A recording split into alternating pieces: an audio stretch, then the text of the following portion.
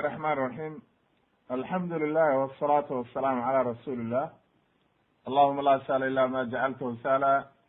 وأنت تجعل الحزن إذا شئت سهلا اللهم رب جبرائيل وميكائيل وإسرافيل فاطر السماوات والأرض عالم الغيب والشهادة أنت تحكم بين عبادك فيما كانوا فيه يختلفون اهدنا لما اختلف فيه من الحق بإذنك إنك تهدي من تشاء إلى صراط مستقيم insha allahu tabaaraka watacaala qeybtii labaad oo waxaynu ku jirnaa qisatu ibrahim calayhi salaam waxaynu sharaxnay oo aynu ku joojinay qeybtii hore markii sanamyadii uu burburiyey iyo aayadihii inoo caddeeyey habkuu sanamyada u burburiyey oo waxa weeye uu baduuganta uga dhigay waxaynu usoo gelaynaa marka aqwaashii culummada iyo sidii ibnu kathiir oo inoogu sharaxay iyo wuxuu siduu inoogu bayaaniyey habkuu u burburiyey qaala ibnu kathiir raximahullah waxa uu yihi ilaahay wuxuu inoo sheegay ana ibrahim anahu ankara calaa qowmihi cibaadat alawthan waxaqaraha cindahum wasagaraha wanaqasaha faqaala ma hadihi tamaathilu alati antum laha caakifuun ilaahay wuxuu inoo sheegay buu yihi inuu ibraahim uu qoomkiisi uu ku inkiray sanamyadan iyo waxa la caabuday iyo waxa aad caabudaysaan inuu ku inkiray oo uu nusqaamiyey uu yihi waxaan waxba kama jira uu yihi war waa maxay waxaan aad caabudaysaan oo aad dul fadhidaan ay macnaha waxaan aad dul fadhidaan maxay tahay o ad u khushuucsantihiin waxay ku jawaabeen inay keliya ay tahay waxaan inay ka heleen aabbayaashood oo yidhahdeen wajadnaa aabaa'ana lahaa caabidiin aabbayaashaya oo saa u caabudaya un baanu ka helay oo aanu ka soo gaarnay ee wax daliila iyo wax aanu u haysano oo kale ma jiraan ayay waxa weeye caddeeyeen xujadoodu waxay noqotay buu yihi ibnu kathiir raximahullah saniica alaabaa'i walajdaad ma kaanuu calayhi min cibaadati alandaad waxayan hellay bay yidhaahdeen keliya oo aan ku dayanayna wixii aabbayaashaya iyo awowayaashaya samayn jireen ayuun baan annaguna samaynaynaa mooye wax daliila iyo wax ilaahay noo waxyooday oo aan meesha ku hayna ma jirto sidaa daraaddeed ayuu markaa wuxuu ku yidhi idinka iyo aabbayaashiinba baadi baad ku sugan tihiin aayad kale waa isagii ku lahaa aifkan aalihatan duna allahi turiiduun famaa danukum birabbi alcaalamiin ay macnaha imaamu lqataata waxa uu leeyahay famaa danukum bihi annahu faacilun bikum idaa laqiitumuuhu waqad cabadtum gayrahu maxaad u malaynaysaan oo aad rajaynaysaan ilaahay markaad la kulantaan inuu idinku samayn doono oo ciqaabka uu idinku samayn doono oo aad ilaahay aad ka filanaysaan muxuu yahay markaad ilaahay sanamya la caabudeen ood ilaahay hadhow u tagtaan idinkoo mushrikiina marka qof walba muslima waxaa laga rabaa inuu aayaddaa ku fekero oo waxa weeye uu is yidhaahdo war maxaad ilaahay horti biri la tegaysaa haddaad maanta shirki adoo ku jira ku dhimatid maxaad ilaahay la hortegaysaa wuxuu yidhi ibnu kathiir raximahullah markaa kabacdi ayuu haddana la hadlay buu yidhi oo wuxuu weydiiyey war waxaan mayda maqlayaan marka aad caabudaysaan marka aad baryaysaan marka wax mayda anfacayaan wax mayda tarayaan dhibaato maydii geysan karaan kulli markaasay u jawaabeen oo waxay yidhaahdeen wax ayna tarayaan ma jirto bal wajadnaa aabaa'ana kadalika yafcaluun wuxuu yidhi ibnu kathiir marka sallamuu lahu annaha laa tasmacu walaa tanfacu walaa taduru shay-a waxay u hoggaansameen oo u qireen oo u caddeeyeen inaynan wax maqlaynin inaynan wax taraynin inaynan dhibaato u geysan karin wa inama alxaamilu lahum calaa cibaadatiha aliqtidaa'u biaslaafihim wa huwa maaragtay waman huwa mithluhum fi dalaali min alaabaa'i aljuhaal waxaa keliya oo ku kalifay buu yidhi oo ay caddeeyeen sababta ku kaliftay inay tahay markay qireen inayna wax maqlaynin oo wax ma arkaynin oo wax taraynin oo waxay tarayaan ayna jirin oo dhibaato ka celin karin maxaa idinku kalifay marka inaad waxaan samaysaan waxaa nagu kalifay bay leeyihiin aabbayaashii iyo awowayaashii un baan taqliidinay oo aan ku dayanaynaa laakiin wax kaloo ay meesha yaalla ma jiraan markaasu waxa uu ku yidhi idinka iyo aabbayaashiinba waxaad samaynaysaan aniga cadow bay ii yihiin oo kulligood aniga cadow bay ii yihiin idinkuna cadow baa tihiin oo waxa weeye cadowgaygaatiin maadaama aa waxaad samaynaysaan aabbayaashiinii hore oo dhintay iyo waxa weeye idinkuba waxaad ku jirtaan iyo sanamyadaba kulli aniga dagaal baan kula jiraa oo waxa weeye maxaad marka fa inahum caduwun li ilaa rab alcaalamiin wuxuu yidhi ibnu kathiir marka wa hada burhaanun qaadicun calaa budlaani aalihati ma dacowhu min alasnaam waxay taasi daliil cad u tahay buu yidhi oo burhaana oo waxa weeye tusinaysa waxaan ay caabudayaan inaynan baatil yihiin oo wax ay tarayaan ay jirin liannahu tabara'a minha wa tanaqasa biha beri buu ka noqday oo wuu liiday oo wuxuu yidhi waa wax eber oo aan waxba taraynin waa sanamyo aad meesha dhigdhigteen oo waxay tarayaan ma jirta buu yidhi falaw kaanat taduru ladarathu maaragtay haddii ay wax dhibayso markaasay odhan lahaayeen warma annagaad wax naga sheegaysaa oo dhibaato u geysan lahaayeen haddii ay wax ta'tiirin karto oo waxa weeye waatan ay leeyihiin waatay reer huudna ku lahaayeen waxaan u malaynaynaa ilaahyadeedaa ku derdere oo dhibaato kuu geystay waatuu yidhi markaa haddii ay wax tari karaan waxba ha iga agranina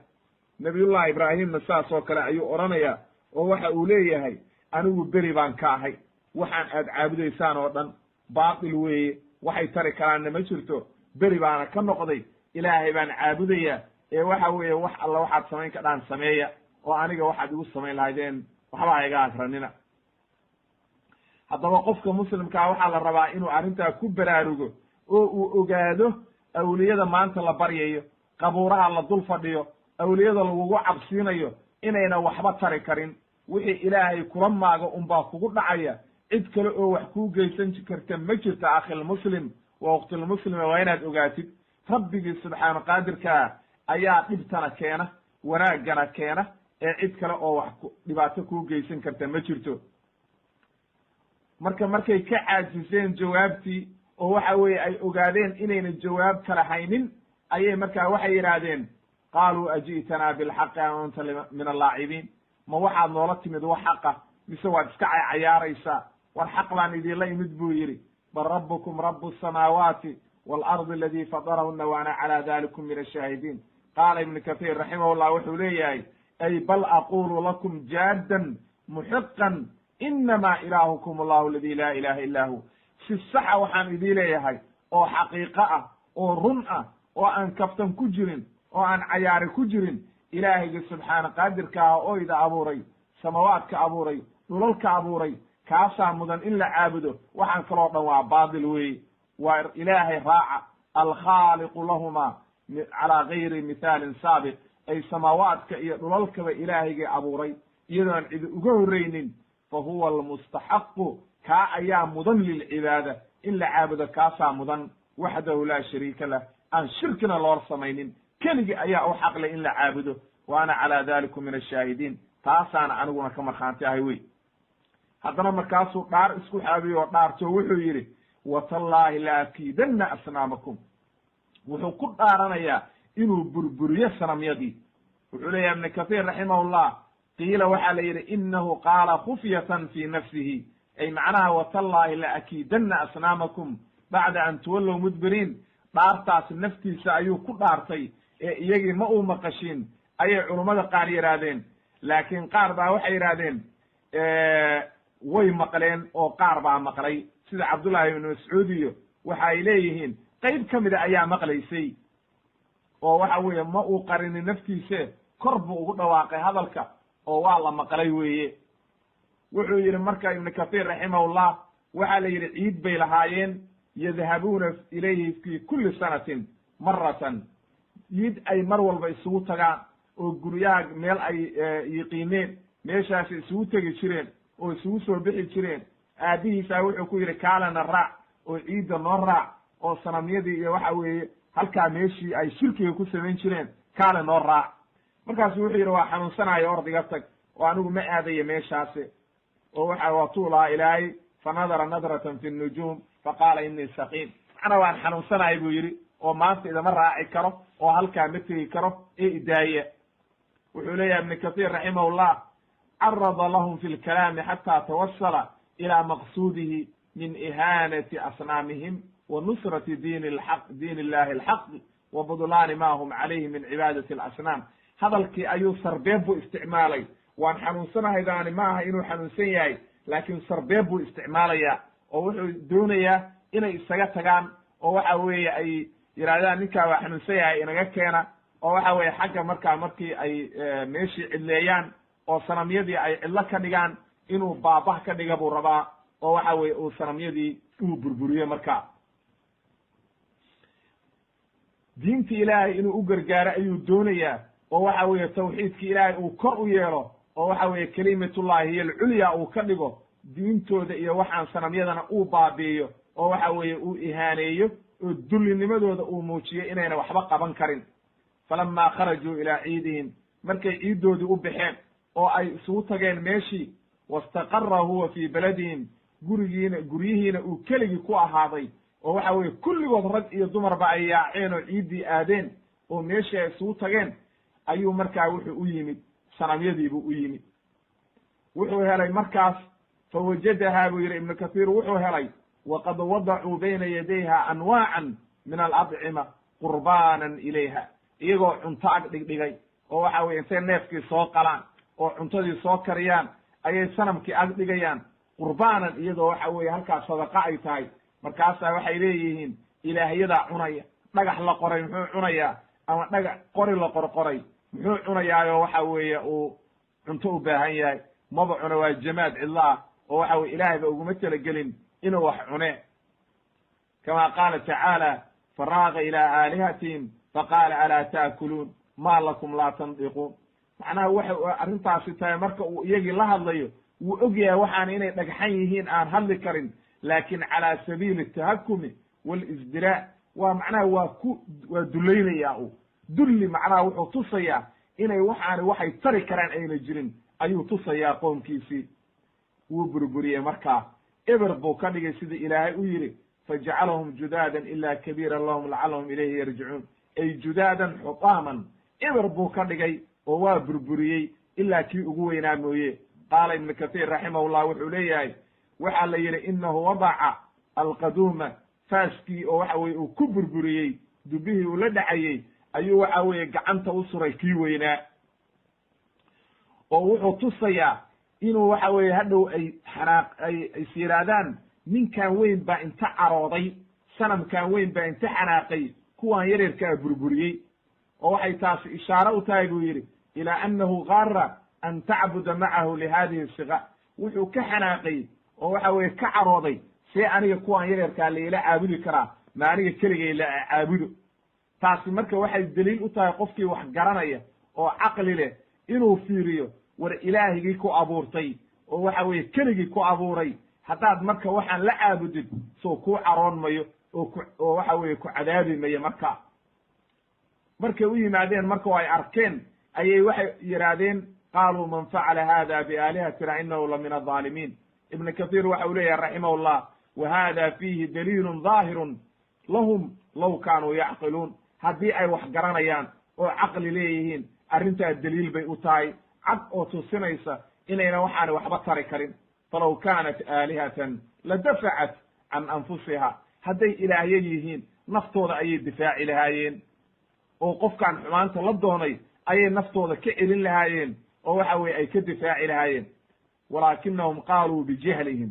jahligii baa inta ka batay iyo cilmi xumadii iyo caqligooda yaraantii ka batay wa qilati caqlihim wa kasrati dalaalihim waxa weeye dullinimadii iyo jahligii iyo baadida ay ku sugan yihiin baa inta ka fara badatay ayay waxay leeyihin yaa ilaahyadeedii saa u galay markaasay waxa weeye qaarkood hadleen oo waxay yidhahdeen intii maqashay markii hore ibraahim hadalkiisa calayhi salaam ayaa hadasho waxay yidhahdeen annagaa maqalnay wiil yaroo fataa yadkuruhum yuqaalu lahu ibraahim waxaanu maqalnay wiil wax ka sheegaya oo ceebaynaya macnaha yadkuru bilcaybi watanaqusi fa huwa kaafirun laha isaga ayaa burburiyey bay dheheen ninkaas ceebaynayey reerkoo dhan qabiilkoo dhan waxaa laga helay wax ilaahyadii wax ka sheega hal nin ibraahim baa la helay haddaba marka ninkaasaan u malaynaynaa annagu inuu sameeye waxaan oo waxa weye ninkii ha loo yeero qaala ibnu mascuud waxa uu qowlu ibni mascuud yadkuruhum ay macnaha qowluhu tacaala watallahi la akiidanna asnaamakum waanu maqalnay bay yidhahdeen isagoo odhanaya waxaan samaynayaa inaan maaragtay sanamyadiinna dhagar u sameeyo oo aan baabi'iyo oo eber ka dhigo waad ogaan doontaan waxa uu leeyahay markaasay yidhahdeen hala keeno qaala ibnu kathiir raximahullah qawluhu tacaala markay yidhahdeen fa'tuu bihi calaa acyuni nnaasi lacallahum yashhaduun ibnu kathiir wuxuu leeyahay ay fi lmala'i alakbar macnaha calaa ru'uusi alashhaad dadku meeshay isugu soo baxeen oo la isugu yimid oo dadkii oo dhan joogaan ayaa la yidhi hala keeno ha maqleen warkiise oo waxa weeye maqaaladiisa iyo ilaahyada inuu caayayo oo wax ka sheegay oo uu qirto inuu burburiyey hala keena ninka wuxuu yidhi marka ibnu kathiir qasdigii iyo ulajeedadii uu lahaa nabiyullahi ibraahim khaliiluraxmaan ulajeedadu intaasay ahayd oo wuxuu rabay dadku inay soo kulmaan oo meel la isugu yimaado oo markaa uu xaqa ku caddeeyo oo uu yidhaahdo waxaani waa baatil sanamyadaana waxba ma tari karaan oo uu caddeeyo inay baatil yihiin ilaahaygi subxaana qaadirkaa keliya inuu mudan yahay in la caabudo waa sidii nabiyullahi muusa calayhi salaam uu sameeyey isaguna fircoon markii uu waxa weeye uu yidhi ballan noo samee annaguna waxaanu keensanaynaa saxaradii adiguna sixirkaaga la imo waxaad weeyato waa sixire ballanna noo samee buu yidhi fircoon markaasuu waxa uu ku yidhi nabiyullahi muusa calayhi salaam qaala mawcidukum yowma aziina maalinta laysku soo baxo oo waxa weeye ciidda ah oo halkaa la isugu yimaado maalintaasaa inoo ballana wax alla waxaad haysataan la imaada anna waxa weeye wixii aan haysto baan keenaya halkaa isugu keena marka wa an yuxshara annaasu duxaa dadkoo dhanna waa in maalintaa la keeno wey fatawallaa fircawnu fajamaca kaydahu uma ata waa si maaragtay ilaa aakhir alaayaat fi suurati taaha ilahay inooga sheekeeyey waana inoo imaan doontaa qisadooda insha allahu tabaaraka wa tacaala haddii u rabbi idmo halkaa marka dadkii markay isku soo baxeen oo kulli isku yimaadeen ayaa nabiyullahi ibraahim la keenay markaasaa waxaa la yidhi maadaasaan sameeyey ibraahimow markaasuu wuxuu yidhi bal facalahu kabiiruhum haada war kan weyn weydiiye buu yidhi in kaanuu yandiquun aniga maxaa iga rabtaan buu yidhi fas'aluuhum in kaanuu yandiquun ninkan ayaa sameeyey weyne bal iyaga weydiiyo waxaa dhahdaan war yaa ida burburiyey dhibaatadan yaa idinku sameeyey mashaakilkan yaa idii keenay bal iyaga weydiiye qofaan garanaynin wixii lagu sameeyey ilaah dhan oo aan garanaynin wixii lagu sameeyey oo dhibaato ah see baad marka ilaah uga dhiganaysaan oo ad u caabudaysaan weye markaasay waxay yidhaahdeen macnaha wuxuu leyahy ibnu kathiir araada biqowlihi hada an yubaadiruu ila alqowli biana hadihi laa tandiq wuxuu doonay buu yidhi hadalkiisa ulajeedadiisu waxay ahayd inay jawaabaan oo iyagu yidhaahdaan war kuwaani ma hadlayaan oo marka uu yidhaahdo haddayna hadlaynin maxaad ku falaysaan marka waxaan hadlaynin maxaad ku falaysaan fayactabiruu biannaha jamaadun ka saa'ir aljamaadaat marka ay dareemaan oo gartaan inay waxaana yihiin wax dhagxan meesha iska yaalla oo aan hadlaynin oo aan waxba awoodin oo waxa weye ay waxay tari karaan ayna jirin marka ay ilaahay usoo noqdaan laakin farajacuu ilaa anfusihim faqaaluu inakum antum adhaalimuun ay macnaha fii tarkiha laa xifaada laha maaragtay iyadoo aan la xifdiyeynin oo waardiye una joogin idinkaa ka tegoo khalad kale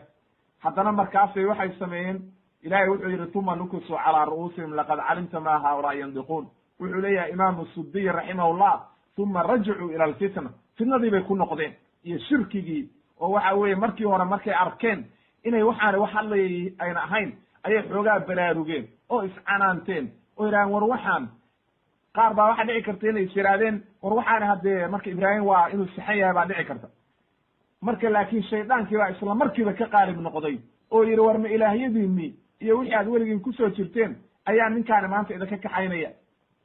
markaasay soo jeensadeen oo fidnadii intay ku noqdeen ay ibraahim usoo jeensadeen oo waxay yidhahdeen kayfa ta'muruna see baad noo amraysaa bisu'aaliha in la su'aalo waqad calimta annaha laa tandiq waadna og tahay waxaana inayna hadlin halkaa markay joogeen fa cinda dalika ayuu ibraahim markaa hadlo wuxuu yidhi qaala afatacbuduuna min duni illahi ma laa yanfacukum shay'an walaa yadurukum ufin lakum walima tacbuduuna min duni illah afalaa tacqiluun haddaba marka nabiyullahi ibraahim waa ka gar helay oo ulajeedadiisu waxay ahayd inay qiraan horta waxaana inayna hadli karin oo waxa weye ayna awood lahayn oo cid iska celin karin oo wax maqlaynin intiiba waa ku qireen marka xujadii waa ku oogay uu marka dadkii oo dhanna waa maqleen aayad kale ilaahay waatuu ku lahaa faaqbaluu ilayhi yansifuun qaala atacbuduuna ma tanxituun wallahu khalaqakum wamaa tacmaluun ma waxaad caabudaysaan waxaad idinku qorqorteen oo waxa weye idinku aad samayseen ilaahay baana idinka iyo waxa weye waxaan aad samaynaysaanba ilaahay baa abuuray oo ilaahay baa kulligiin ida abuuray ilaahayna waa og yahay oo waxaan waxba kama jiraan qaala mujaahid raximahullah imaamu mujaahid waxa uu leeyahay ay yusracuuna iyagoo kala yaacayay u yimaadeen markaasuu waxa uu ku yidhi macnaha kayfa tacbuduuna asnaaman antum tanxituunaha min alkhashabi waalxijaarati wa tusawwiruunaha waxaad idinku qoryo ka qorteen naxtigu waxa weeye markaad waxa qorqortid oo aad samaysid marka waxaad idinku qorteen oo waxa weeye idinku aad samayseen qoryo aad qorqorteen iyo sanamyo aad qorqorteen seebaad waxa weeye aad maaragtay u waxaynaysaan oo waxa weeye aad maaragtay idinku aad maaragtay samayseen seebaad ilaahiyad ooga dhiganaysaan wa bayana lahum ana hadihi alasnaam makhluuqatun laa tastaxiqu alcibaada wuu u caddeeyey waxaanay sanamyo inay yihiin ayna xaqna ulahayn in la caabudo walaa yenbagii an yucbada maca allah ilaahay in lala caabudona inayna habboonayn haddaba qodobkaa waxaan ka faa'iideynaa wax walba oo cibaado loo leexiyo oo aan ilaahay ahayn inay baatil tahay ayna waxba ka jirin sidaa nabiyullahi ibraahim ugu caddeeyey qoomkiisii waa in lagu cibro qaato weeye oo la raaco waxa weeye asluubkiisii iyo dariiqii uu xaqa u gaarsiiyey oo laga faa'iidaysta markaa shirkiga o dhanna banaanka laga maro qodobka lixaad aan usoo gudbayna waxa weeye ilqaa'uhum ibraahim calayhi salaam fi nnaari ay fi xaadithati alixraaq haddaba markii xujadii laga helay oo laga guulaystay oo nabiyullahi ibraahim guulaystay ayay waxay yidhaahdeen marka xariquuhu guba marka oo aynu dillo awood aan isticmaalno marka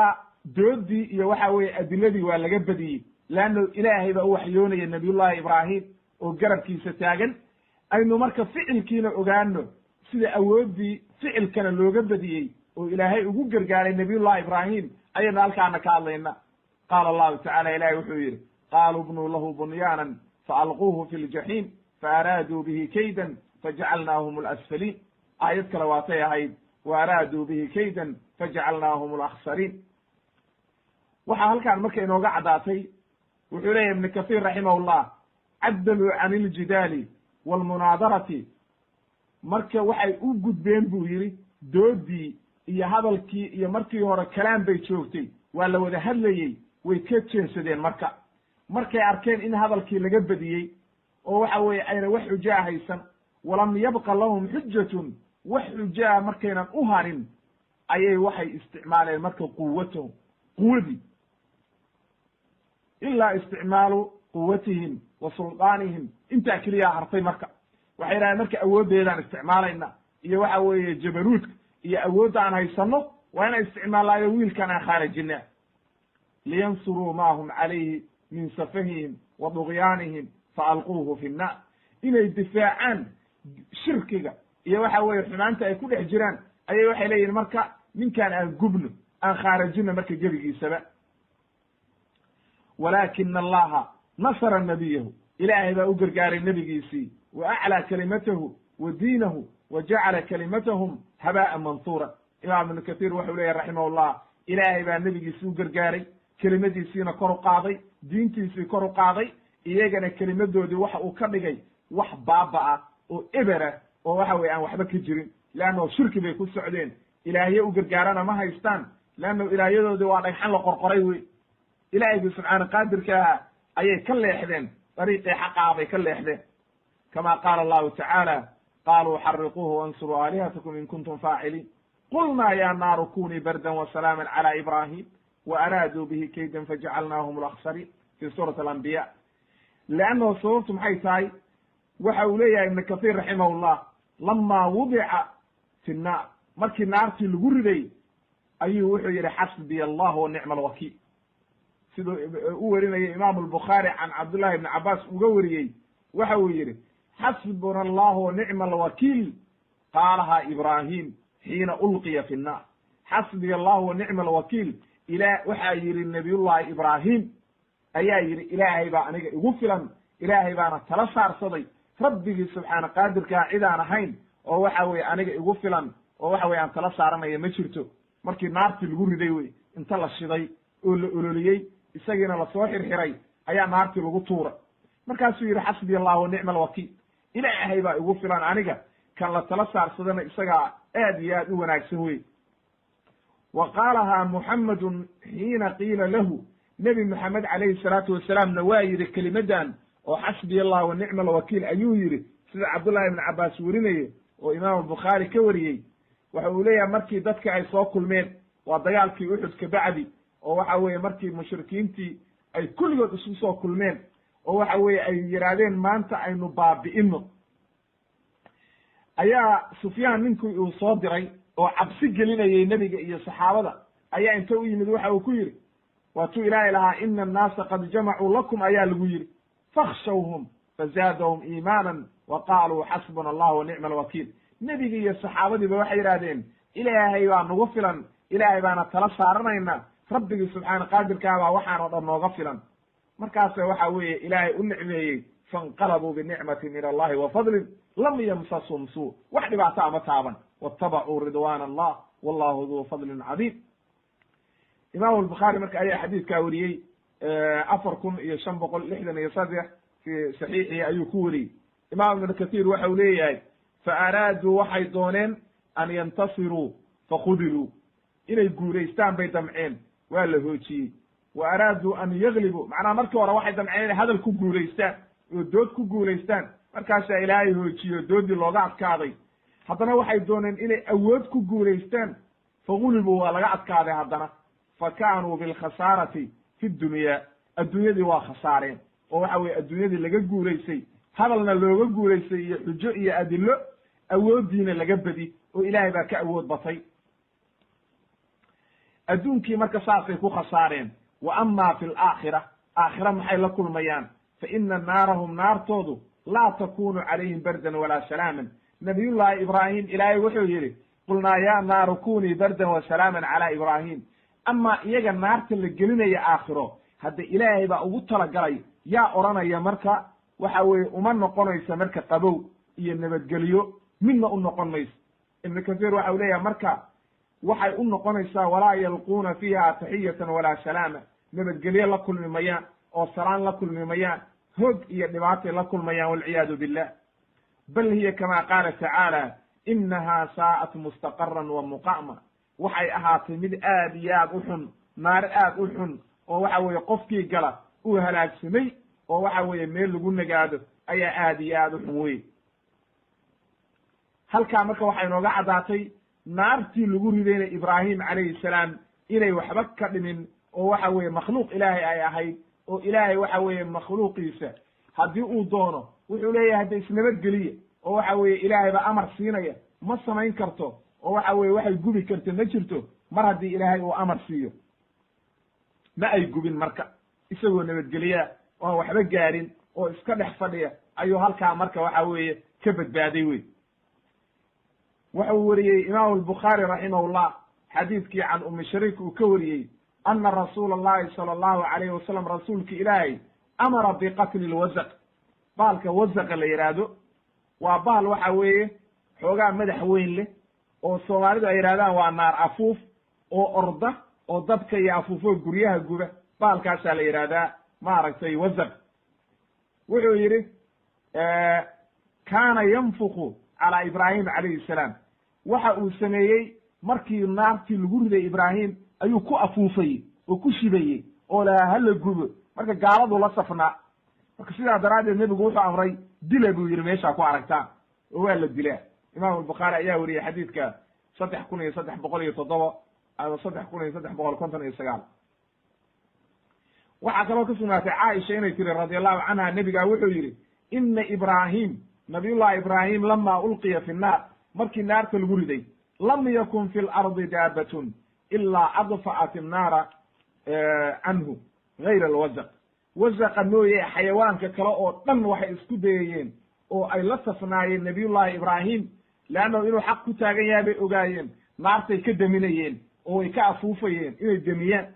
laakiin wasaqu waa ku afuufayey oo waa ku shibay, oo wuxuu la qeyb qaadanayey gaaladii ayuu la socday. xadiidka imaamu axmed baa weriyey iyo ibnu maaja wasaxaxahu sheikh alalbani fi saxiix aljaamic asagiir 1524 ayuu ku saxiixiyey waa xadiis saxiixa marka halkaa marka waxay nooga caddaatay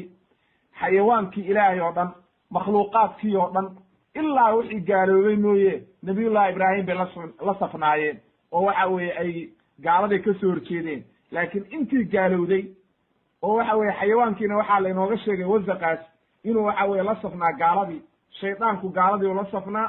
waxa weeye intaasoo dhan gaaladii bay la safnaayeen oo la difaacayeen oo ay isku dayayeen in ibraahim maanta la hoojiyo oo la halaago ayay isku dayayeen laakiin awoodda ilaahay baa wax walba ka weyn mar haddii ilaahay uu waxaan doonay waxaan oo dhan eber bay noqonayaan marka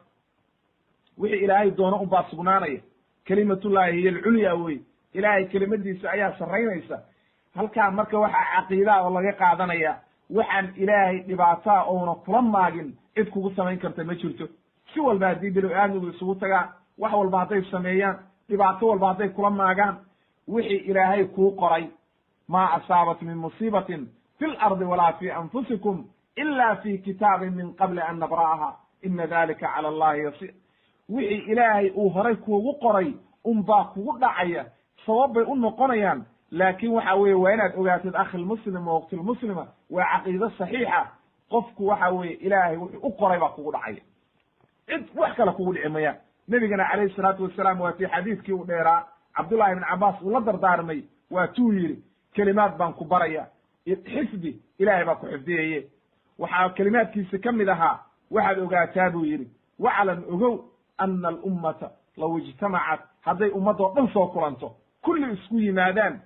inay wax yara ku anfacaan oo wanaag kuu sameeyaan kuma anfici karaan oo kuguma samayn karaan oo wanaag kuuma geli karaan haddaan ilaahay ka raalli noqon ilaahay uuna kula doonin waxaan ilaahay kuu qorin kuma siin karaan hadday kulligood isku dayaan inay dhibaato kuu geystaanna kuuma geysan karaan waxaan ilaahay kuugu talagelin kuuma geysan karaan waa inaad ogaatid marka oo aad waxa weeye wax walba looxal maxfuudkaa lagu qoray maaragtay cid bedelaysana ma jirto ilaahayga subxaana qaadirkaa ayaa wax walba awooddaa iskale wey haddaba marka nabiyullahi ibraahim ilaahay saas uga badbaadiyey oo waxa weeye uu ka badbaadiyey dhibaatadii iyo mashaakilkii ay la maageen wuxuu weriyey ibnu casaakir raximahullah can ikrama wuxuu ka werinaya ana umma ibraahim nadarat ibnaha ibraahim calayhi salaam waxa ay eegtay nabiyullahi ibraahim oo naarti iska dhex fadhiya oo waxa weye aan waxba gaarin markii hore waxay islahayd naartaa lagu ridaya oo wuu dhimanaya oo raalli bay ka ahayd leanna waa mushrikad wey oo waxa weeye gaalnimadii iyo caqiidadeedii iyo wixii xumaa bay difaacaysa aabihiis raalli buu ka yahay waxoo dhan raalli bay ka wada yihiin laakiin markii ay aragtay nabiyullahi ibraahim oo dabkii lagu riday oo aan waxba gaarin oo iska dhex fadhiya ayay u yeertay oo waxaa qaaday markaa hooyanimadii iyo jacaylkii ilmaha ayaa haleelay markaasay u yeertay oo waxay tihi inii uriidu maaragtay inii uriidu waxaan doonayaa an aji'a ilayka inaan ku imaado ibraahimo fadcu llaha ilaahay ii bari inuu waxa weye naarta iga badbaadiyo oo waxa weeye ilaahay ii bari nabiyullahi ibraahim ilaahay buu baryey markaasaa waxaa la yidhaha yaa kuu timaado markaasuu yihi ii imow oo waxa weeye soo mar waxba ku yeeli mayse fa aqbalat ilayhi way soo qaabisho way u timid naartii bay soo dhex martay oo waxba ma gaarin way dhundhunkatay oo isku dhejisay oo ku barooratay markaas cabbaar la joogtay ayay ka soo baxday wax dhibaato ana ma gaarin ilaahay baa ka badbaadiyey ayuu leeyahay marka allahu aclam wax daliila oo ku sugnaaday oo xadiisa iyo aayad ma jiraan waxaad moodaa inay tahay kalaam banu israa'iiliyaat iyo wixii maaragtay taariikhda lagu keenay leanna waa arrintaa waa cilmi geyb wey marka haddii ay taariikhdaasi saxiix noqotona ilaah baa garanaya haddii ay khalad noqotona hadda wax caqiida ah hadda aynu ka qaadanayno ma jirto wey marka waxaa sugan oo ilaahay inoo caddeeyey qodobkaa inuu nabiyullahi ibraahim ilaahay naartii ka badbaadiyey awliya kama badbaadin cid kalena kama badbaadin sida dadka qaar aaminsan yihiin sheekh cabdiqaadir jaylaani iyo ayaa ka badbaadiyey waxa waa caqiide faasida wey nabiyullahi ibraahim ilaahay baa wuxuu leeyahay qulnaa ya naaru kuni bardan wa salaaman calaa ibraahim ilaahay baa ka badbaadiyey marka qofkii ilaahay tala saarsadana ilaahay saas u badbaadinaya waxaynu usoo gudbaynaa marka qodobka 7 oo odhanaya dikru munaadarati ibraahim almalik aljabbaar aladi iddaca arububiya haddana markaasaa waxaa dhacday nabiyullaahi ibraahim waxaa haddana uu la dooday markii dabkii uu ka soo baxay oo naartii uu ka soo baxay ayaa ninkii jabbaarka ah oo meesha haystay oo waxa weeye boqorka markaa meesha ka ahaa waa namruud weye, waa ninkii waxa weeye dhaalimka ahaa oo ilaahnimada sheegtay sidii fircoon ilaahnimada u sheegtay. ilaahay waxa uu yidhi qaala allahu tacaala alam tara ila aladii xaaja ibraahima fii rabbi, miyaadan arag buu yidhi ninkii kula dooday ibraahim allihii abuurtay oo waxa weeye rabbigiisii kula dooday oo inkiray an aataahu allahu lmulk, ilaahay waxa uu siiyey dhibaatadaas oo dhanna waxa u geystay boqortooyo iyo mulki ayaa inta la siiyey buu ku kibray. id qaala ibraahimu markuu ibraahim ku yidhi rabbiya aladii yuxyi wa yumiit, aniga ilaahaygii i abuurtay waxa weeye kan waxna nooleeya waxna dila. markaasuu inta soo booday wuxuu yidhi ana uxyi wa umiit, aniga waxna waan dila waxna waan nooleeya, rabbi baan ahay oo waxa weeye rabbi kale ma jira, aniga meesha ayaa rabbi ka ah. qaala ibraahim markaasuu wuxuu yidhi ibraahim haddaad rabbi tahay waxna dishi waxna nooleysid fa ina allaha ya'tii bishamsi, ilaahay qoraxda wuxuu kala yimaadaa min almashriqi, qorax ka soo bax, fa'ti biha min almaqrib, qoraxda waxaad ka soo saartaa meesha ay u dhacdo oo bedel haddaad awood leedahay. fabuhita aladii kafar, waa hoogay oo inkaar baa ku dhacday, leanna waxa weye ma samayn karo oo qoraxdii awood uma leh. wallahu laa yahdi alqowma alظaalimiin fi suurati albaqara ayuu ilaahay aayaddaa ku keenay 258. qaala ibnu kathiir raximahullah waxa uu leeyahy ibnu kathiir wuxuu ilaahay aayaddan inoogu sheegay doodii uu la galay maaragtay khaliiluraxmaan ninkaa jabbaarka oo sheegtay ilaahnimada oo waxa weeye rubuubinimada sheegtay. fa abdala alkhaliilu daliilahu, nabiyullahi ibraahim wuxuu baadiyeeyey oo baadi ka dhigay wixii uu daliisha ka dhiganayey, leanna wuxuu islahaa aniga rabbi baan ahay buu sheeganayey oo waxa weeye dadkaa juhalada ah ayuu maskaxda ka qabsaday. wa bayana kasrata jahlihi, jahligiisiina waa caddeeyey, wa qilata caqlihi iyo caqli xumadiisii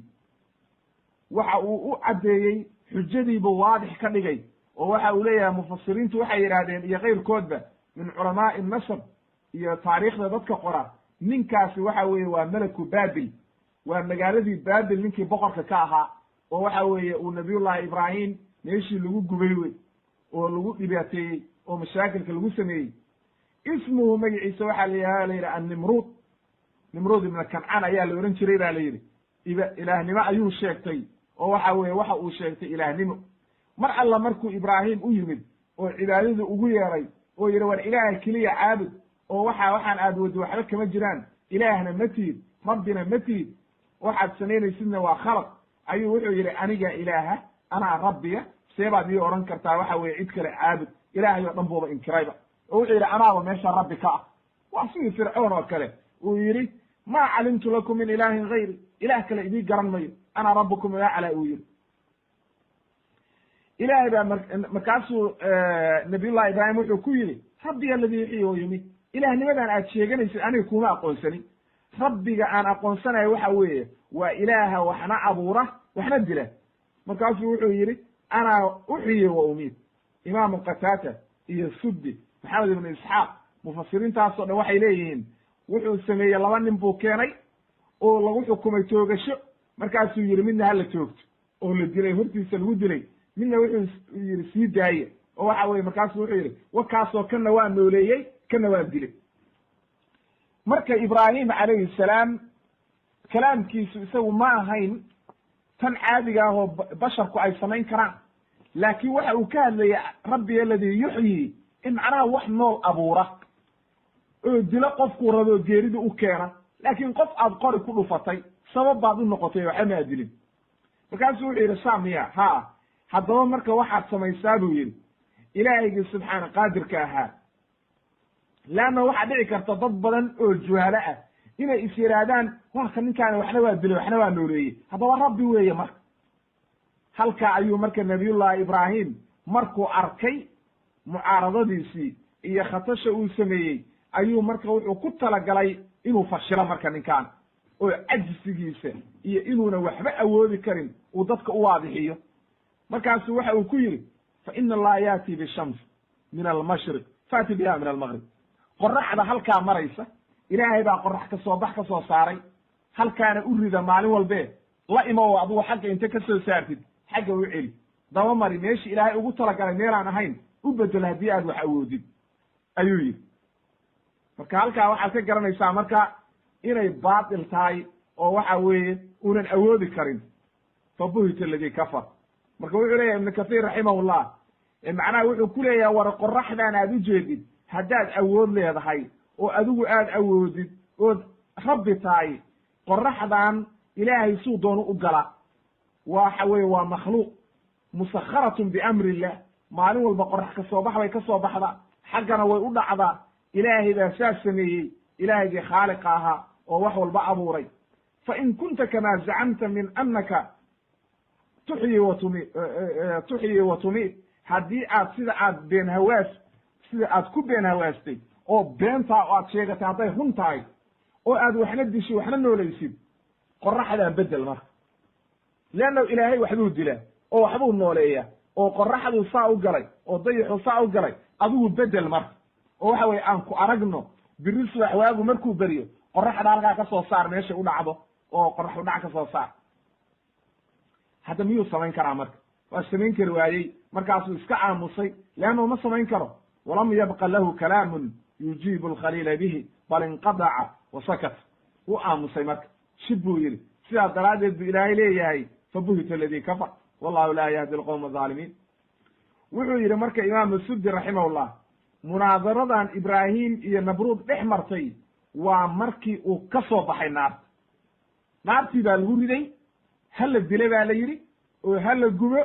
waa la gubi kari waaye naartiibuu ka soo baxay dadkii oo dhan baa soo jamcay meeshii baa la wada daawanaya leannao boqorkii askartiisii madaxdiisii idima harin kulli waxaa la daawanayaa nabiyullahi ibraahim markii dabka lagu riday iyo habkii dabka loogu riday ayay wada daawanayaan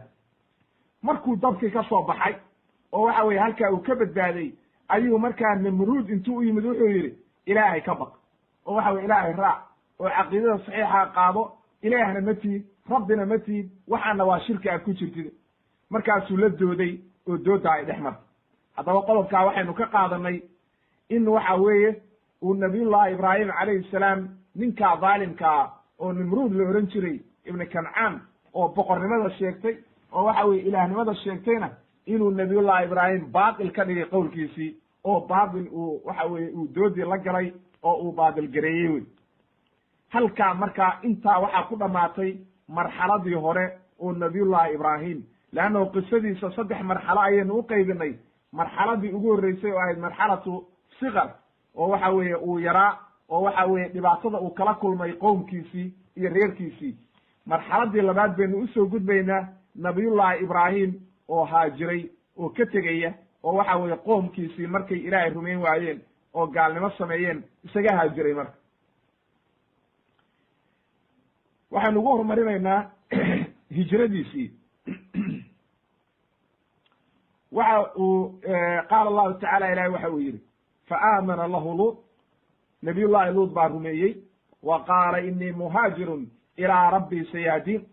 ilaahygii subxaana qaadirka inii muhaajirun ilaa rabbii inahu huwa alcaziizu alxakiim ilaahay baan u haajirayaa bu yidhi waana idinka tegayaa markuu naartii ka soo baxay oo ninkaa gaalkaa la dooday oo waxba ka qaadan waayeen buu yidhi haddaba anigu ilaahay dartiisaan u haajiraya waana idinka tegayaa oo beri baan idinka ahay waana idinka haajiraya waa idinka tegaya nabiyullahi luut oo waxa weeye markaas adeer uu u ahaa oo walaalki dhalay haaraan uu dhalay ayaa waxa weeye markaa rumeeyey oo raacay ilaahay waxa uu yidhi wawahabnaa lahu isxaaqa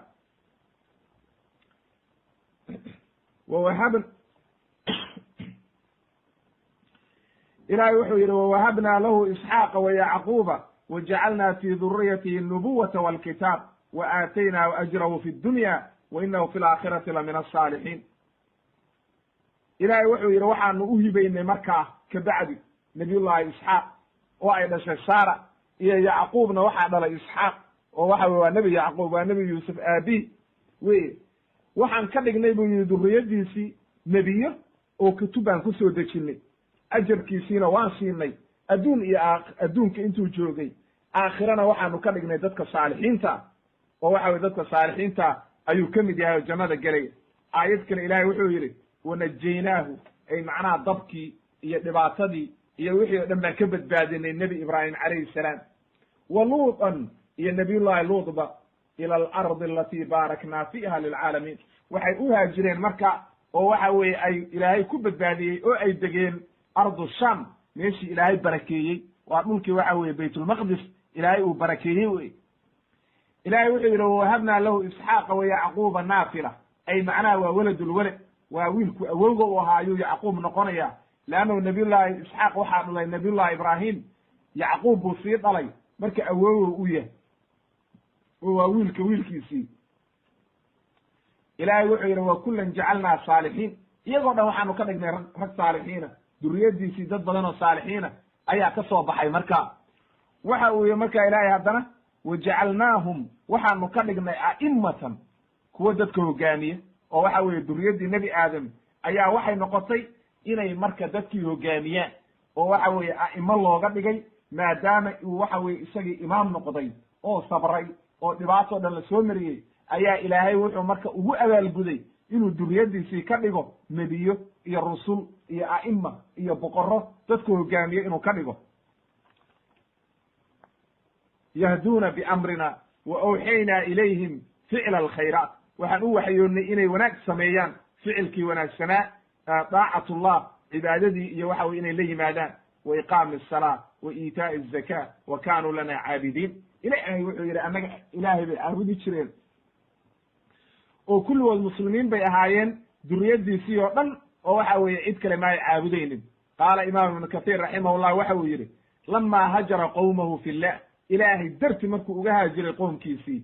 wa haajara min bayni adhurihim uu dhexdoodiina ka tegey wa kaanat imra'atuhu caaqiran laa yuuladu laha aydan xaaskiisuna ahayd waa saara weye xaaskii uu qabay oo saare la odhan jiray ma dhali jirin oo waxa weeye markaas waxay ahayd qofaan waxba dhalin oo waxa weeye ma ay dhali jirin ilmo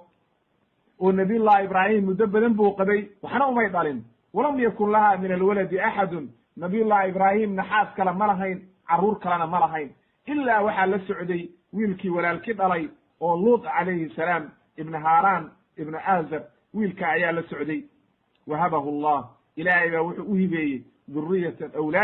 awlaad baa ilaahay u hibeeyey alsaalixiina wanaagsan wa jacala fii duriyatihi nubuwata walkitaab ilaahayna markaasu wuxuu u ballan qaaday duriyaddiisa kabacdi wixii nabiyullahi ibraahim ka dambeeya inay nebiye noqon doonaan oo kutub lagu soo dejin doono oo waxa weeye ay cirib dambeedka iyagu yeelanayaan leanno marka waxaynu nidhi markaynu nabiyullahi nuux soo sharaxaynay wixii nabiyullahi nuux ka dambeeya oo waxa weeye ummada oo kutub lagu soo dejiyo nebi laga dhigo waa min duriyati nuux calayhi salaam nebi ibraahim wixii ka dambeeyana waa min duriyati ibraahim calayhi salaam wax alla ninkii nebi laga dhigo oo waxa weeye rasuul laga dhigo kitaab lagu soo dejiyo waa min duriyati ibraahim calayhi salaam halkaa waa inaad ogaatid akhi lmuslim wa ukhti lmuslima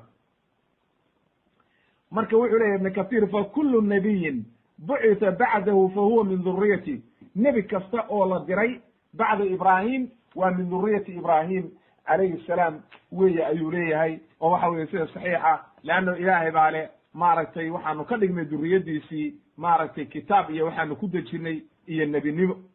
wa kullu kitaabin kitaab walba oo nazla min aلsamaa calى nabiyi min alambiya min bacdi fahuwa calى axadi naslihi wa caqibih nebi kitaab walba oo soo degay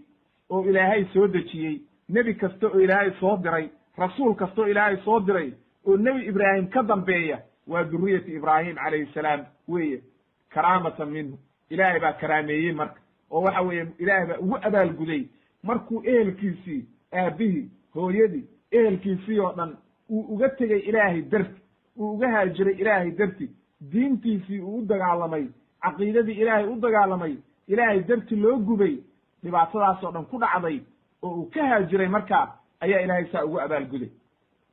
amaa dhulkii uu tegey oo u haajiray waxay ahayd wuxuu leeyahay ibnu kathiir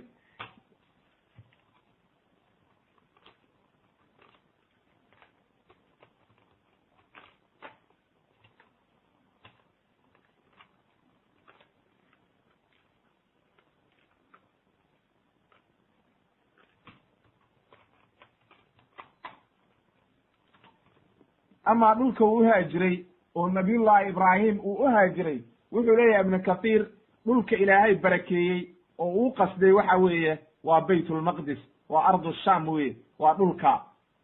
wuxuu leeyahay wuxuu u qasday ardu sham, wa hiya alatii qaala allahu tacaala wanajaynaahu waluudan ila alardi alatii baaraknaa fiiha lilcaalamiin. waa midii ilaahay uu barakeeyey, waa ardu maqdis weeye, waa ardu sham dhulkaa la yidhahdo falastiin iyo suuriya iyo ayaa ardu sham la isku yidhahdaa, laakiin baytulmaqdis buu tegey, waa meesha waxa weeye baytul aqsa uu ku yaal. sida ilaahay u yidhi maaragtay uu ilaahay inoogu caddeeyey aayadda, qaalahu ubay ibni kacab ayaa yidhi waa abulcaaliya wa qataata wakayruhum ayaa yidhi waa halkaa weye. laakiin qowl baa jira cabdullahi ibni cabbaas laga warinayo ou leeyahay waa maka, meeshuu usoo haajiray oo ilaahay barakeeyey waa maka. haddaba marka wuxuu deliishaday cabdullahi ibni cabbaas qowluhu tacaala ina awala beytin wudica linnaasi laladii bibakkata mubaarakan wahudan lilcaalamiin, aali cimraan aayaddaa ku soo aroortay. waa sax oo waxa weeye maka waa gurigii ugu horreeyey oo beytkii ugu horreeyey oo bilow aamniga loogu talagalay inay ilaahay ku caabudaan. laakiin nabiyullahi ibraahim markuu soo haajiray sida waxa weeye saxiixa ardada la barakeeyey oo waxa weeye dhulka ilaahay uu barakeeyey usoo haajiray waxay ahayd baytulmaqdis ayuu yimid horta, oo dhulkaa sham buu usoo haajiray sida ibnu kathiir iyo culummo badan ay ku caddaynayaan iyo saxaabadii ubay ibni kacab iyo ay leeyihiin. halkaa marka qodobkaa waxaan uga gudbaynaa oo waxa weeye marxaladii dambe ugu horreeya nabiyullahi ibraahim inuu ka haajiray qoomkiisii markii ay dhibeen oo waxa weye ilaahay dartii uu haajiray ayaa halkaa inooga caddaatay.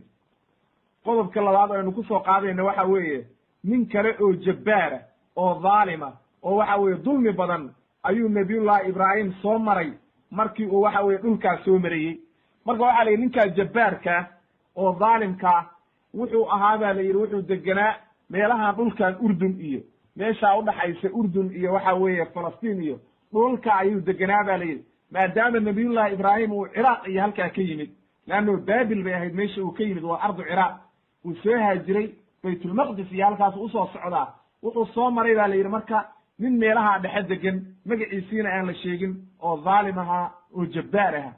waxyaalihii xumaanta uu samayn jiray ninkaa waxaa ka mid ahayd ba la yidhi naag alla naagtii u arko oo qurux badan ninka ayuu ka qaadi jiray oo oran jiray tani anay waxa weye igu habboon tahay ee waxa weeye soco anaa qaadanaye, markaasuu dulmi ku haysan jiray. marka raggii oo dhan buu dullaystay, nin walba waxa weye naagtiisii buu ka kaxaysanayaa oo suu doono ka yeelayaa oo waxa weye iska kaxaysanaya, oo nin aan hadli kara una jirin, leanna waa dullaystay wey, dulli buu ku sameeyey. halkaa ayuu soo maray nabiyullahi ibraahim,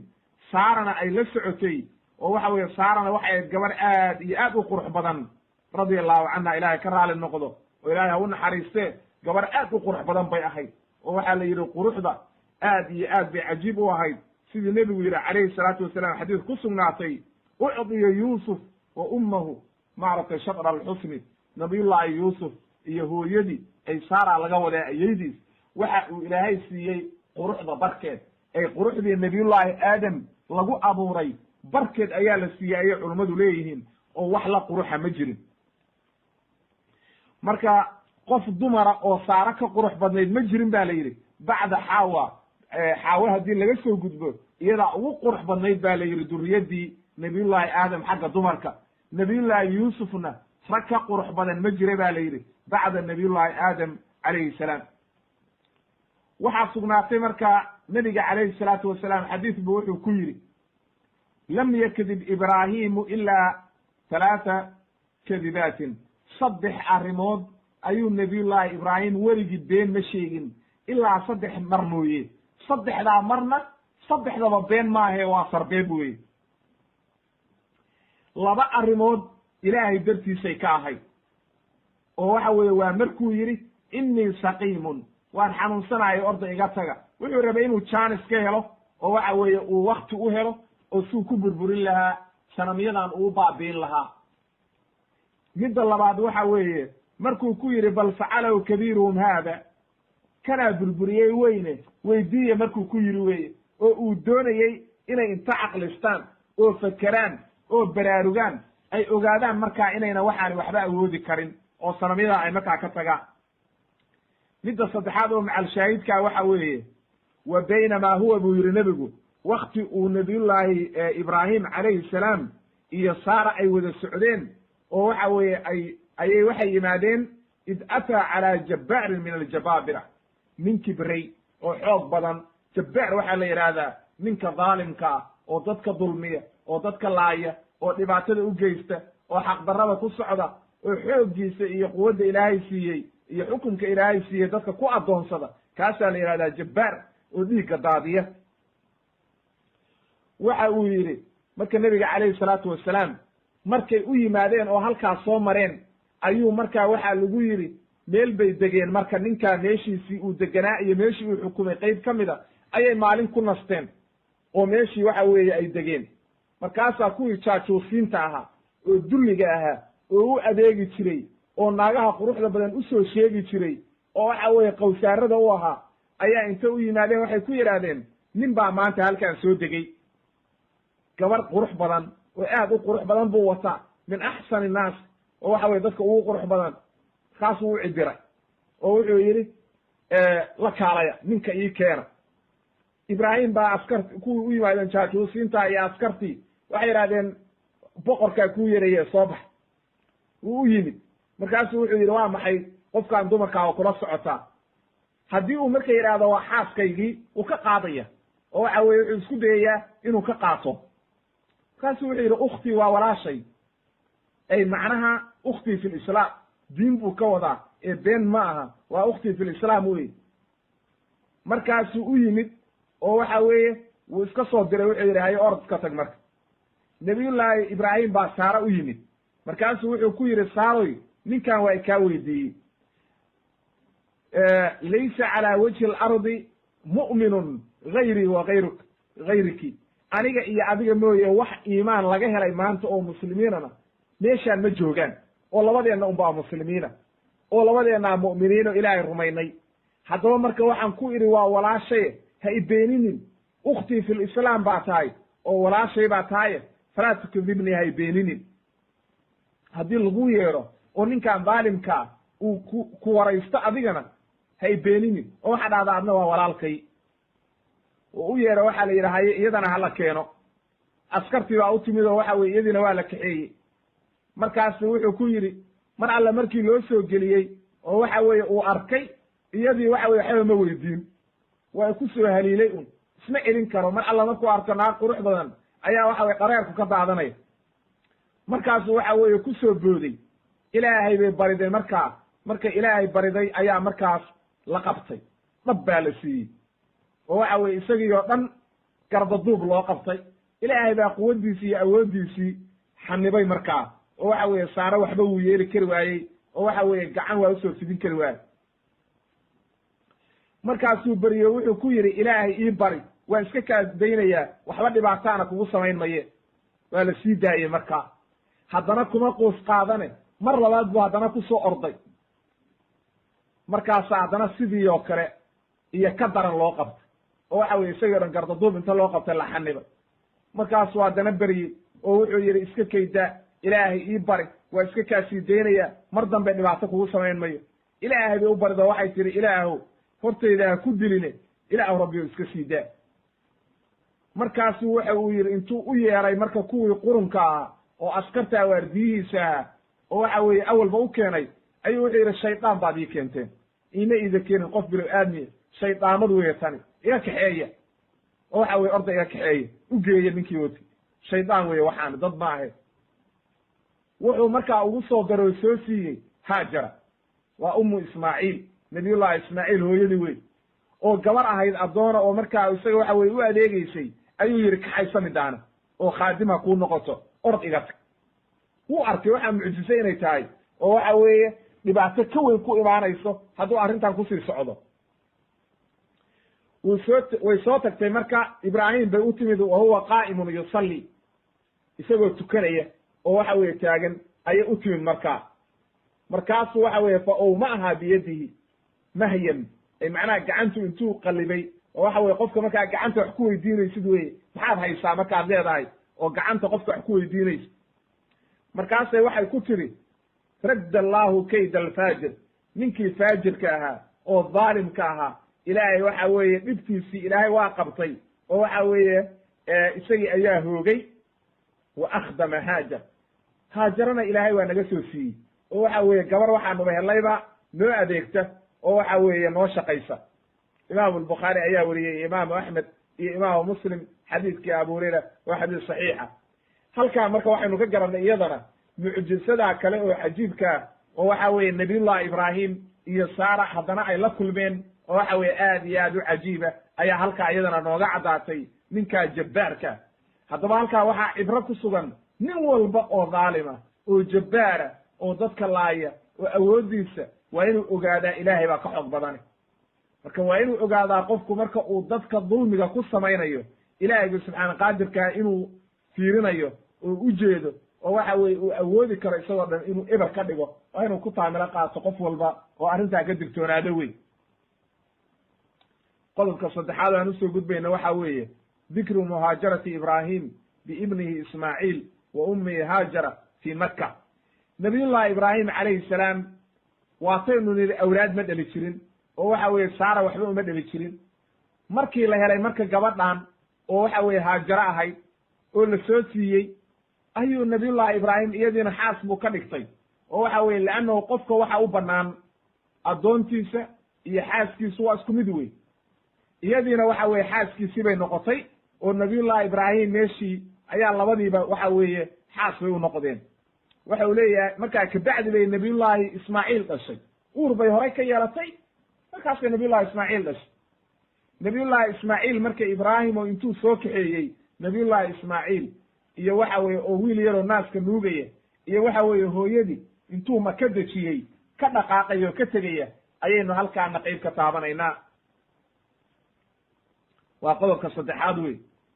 cabdullahi ibni cabbaas wuxuu leeyahay radia allahu canhu awala ma اtakhada annaasu lmindaqa min qibali ummi ismaaciil weeye waxa weeye mindaqa waxaa la yidhahdaa waxaan ay dhexda ku xirtaan dumarku maryo waaweyn bay qaadan jireen markaan hadda fudfudud ma jirin maryo waaweyn baa la qaadan jiray maradii marka dulucaan dhexda lagu xiro oo waxa weeye gadaal loo sii daayo mara dheer oo inta dhexda lagu xiro dhabarka gadaal dabada laga laalaabiyo wey oo dhulka gaadha markaa waxa uu yidhi marka ummu ismaaciil baa ugu horreysay oo samaysatay sababtii ku kaliftayna waxay ahayd ittakhadat mindaqan litucfiya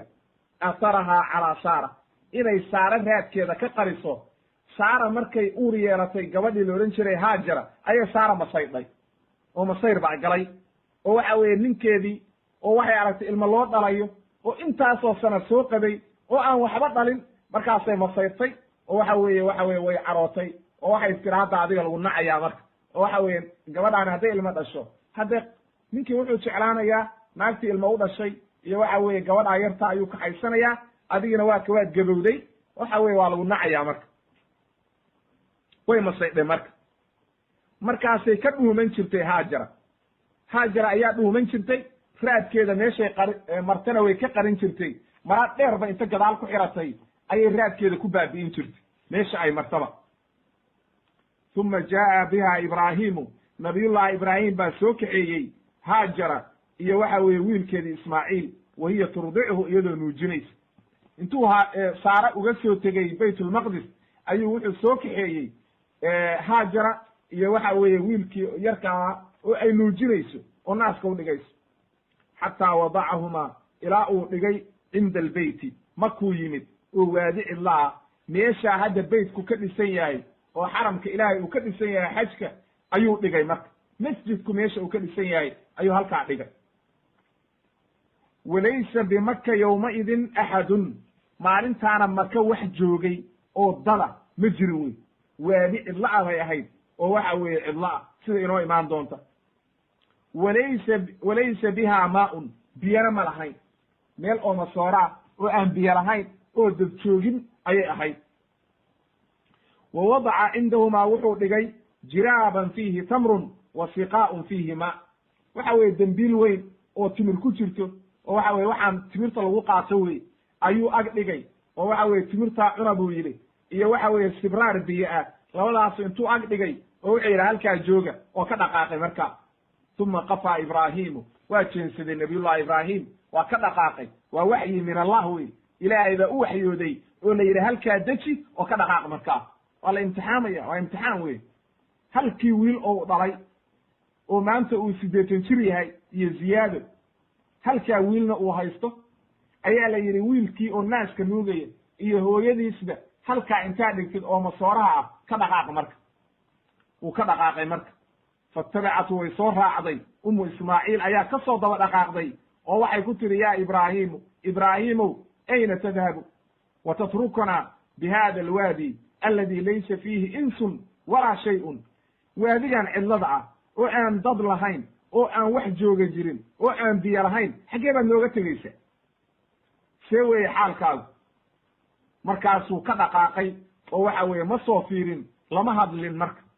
wuu ka aamusay, waa ka tegey. way ku celcelisay marka. markay dhowr jeer ku celisay ayay garatay marka arrintaani inay tahay waxyi min allah. markaasay waxay tidhi allahu aamaraka bi haada, ilaahay miyaa saa ku amray bi haada arrintaa? qaala wuxuu yidhi nacam, ilaahay bay amray. qaalat waxay tihi markaa bal iimaankeeda fiiri iyo caqiidadeeda saxiixa. waxay tihi idan haddaba hadday saa tahay ilaahay ku amray, laa yudayicunaa nama dayacayo oo ilaahay baa nugu filan. uma rajacat way ka soo noqotay marka oo ilmaheeda yarkaabay usoo noqotay. fainطalaqa ibraahimu, ibraahim waa baxay marka, shaam ayuu qaabila, waa tegey. xataa idaa kaana cinda taniyati xaytu laa yarawnahu, markuu buurta shishay ka maray, safa iyo gadaal uu ka maray oo waxa weeye uu halkaa tegey, ayuu waxa weye aynan u jeedinna iyagii, ayuu istaqbala biwajhi lbeyt, wuxuu soo qaabilay beytkii oo waxa weeye wuu soo jeensaday, qibladuu soo qaabilay. markaasuu ilaahay beryey oo waxau yidhi aayadahana uu akriyey oo waxa weeye ilaahay ku beryey oo wuxuu yidhi rabbanaa inii askantu min dhurriyatii biwaadin gayri di zarcin cinda beytika almuxaram. ilaahayow ilmahaygii iyo reerkaygii waxaan dejiyey halkaa beytkaa agti, meeshaa waadigaa cidlada ah, webigaa cidlada ah oo waxa weeye waadigaa togaa cidlada ah, oo aan miro lahayn, oo aan beer lahayn, oo aan biyo lahayn ayaan dejiyey, oo ku yaalla cinda beytika almuxaram, beytkaagii aad xaramka ka dhigtay. leanna waxaynu nidhi meeshaan ilaahay xaram wuxuu ka dhigay yowma khalaqa asamaawaati walard, maalintii uu waxa weeye samaawaadka iyo dhoolka abuuray ayuu ilaahay ka dhigay xaram. marka wuxuu leeyahay halkaasaan ilaahu dejiyey oo waxa weye meeshaasaan dejiyey. sababtaan u dejiyey maxay tahay? rabbanaa liyuqiimu asalaa, inay salaada oogaan. fajcal af'idata min annaas, ilaahow qalbiga dadka usoo dum oo usoo kaxee oo waxa weeye halkaa dadka ugu keen oo waxa weeye inay la soo degaan oo waxa weye ay weheshadaan. ilaahow dad ay weheshadaan u keen. warzuqhum, ilaahow ku irzaaq oo cunto sii, min athamaraati, miraha nooc walba leh, lacallahum yashkuruun, waxay mudan yihiin markaa inay kugu shukriyaan oo waxa weye ilaahay ay ku shukri naqaan ayay mudan yihiin. fii suurati ibraahim ducadaa marka ayuu akriyey. xadiidkaana isagoo dheer waxaa wariyey imaamu albukhaari, raqamka wuxuu ku wariyey 3364 iyo 3365 ayaad ka helaysaa fatxulbaariga. waa xadiid aad u dheer wey. xadiidkaa marka waxaa inooga caddaatay nabiyullahi ibraahim calayhi salaam inuu dejiyey ismaaciil calayhi salaam iyo hooyadii inuu halkaa dejiyey oo waxa weeye uu ka tegey oo markaa uu shaam qabtay ayaa halkaa inooga caddaatay. ayna ahayd markaa meel cidlo ah oo aan cidu deganayn oo waxa weeye waadi cidlaa inay ahayd ayaa halkaa inooga caddaatay. hadhowna dib buu ugu soo noqon doonaa oo u imaan doonaa. markaynu marayno oo aynu ka sheekeynayno qayb gaaraan ka dhigi doonaa oo qiso gaaraan ka dhigi doonaa ismaaciil calayhi salaam. halkaa ayaan ku tafsiilinaynaa qisadiisa oo dhan iyo waxyaalihii dhex maray iyo suu u koray iyo ciddii la degtay. halkaa ayaynu ku tafsiilinaynaa iyo sababtii ay maau zamzamka iyo waxaasoo dhan halkaasaynu kaga hadli doonaa insha allahu tabaaraka watacala haddii rabbi idmo. qodobka afraad waxa weeye dikru mawlidi isxaaq calayhi salaam. haddana markaa saara markayna waxba dhali jirin oo nabiyullahi ismaaciil uu dhashay oo ay masayrtay ayaa ilaahay markaa iyadiina wuxuu u hibeeyey isxaaq calayhi salaam oo waxa weeye reer banu israa'iil ay ka farcameen oo waxa weeye nabiyullahi yacquub dhalay ayaa markaa ilaahay ugu bishaarayey. qaala allahu tacala ilahay wuxuu yidhi wabasharnaahu biisxaaqa nabiyan min alsaalixiin. waxaan ugu bishaaraynay nabiyullahi isxaaq oo nebiya oo dadka saalixiintaa ka mid a wa baaraknaa calayhi nebi ibraahim ilaahay wuxuu yidhi waan barakaynay wa calaa isxaaqa nabiyullahi isxaaqna waan barakaynay wa min duriyatihima durriyaddooda marka waxaa ka mid ah ay nebiyullaahi isxaaq durriyaddii uu dhalay iyo durriyaddii nebiyullaahi ismaaciil ka farcantay labadaba waxaa ka mid a muxsinun mid waxa weeye iimaan laga helay oo waxa weeye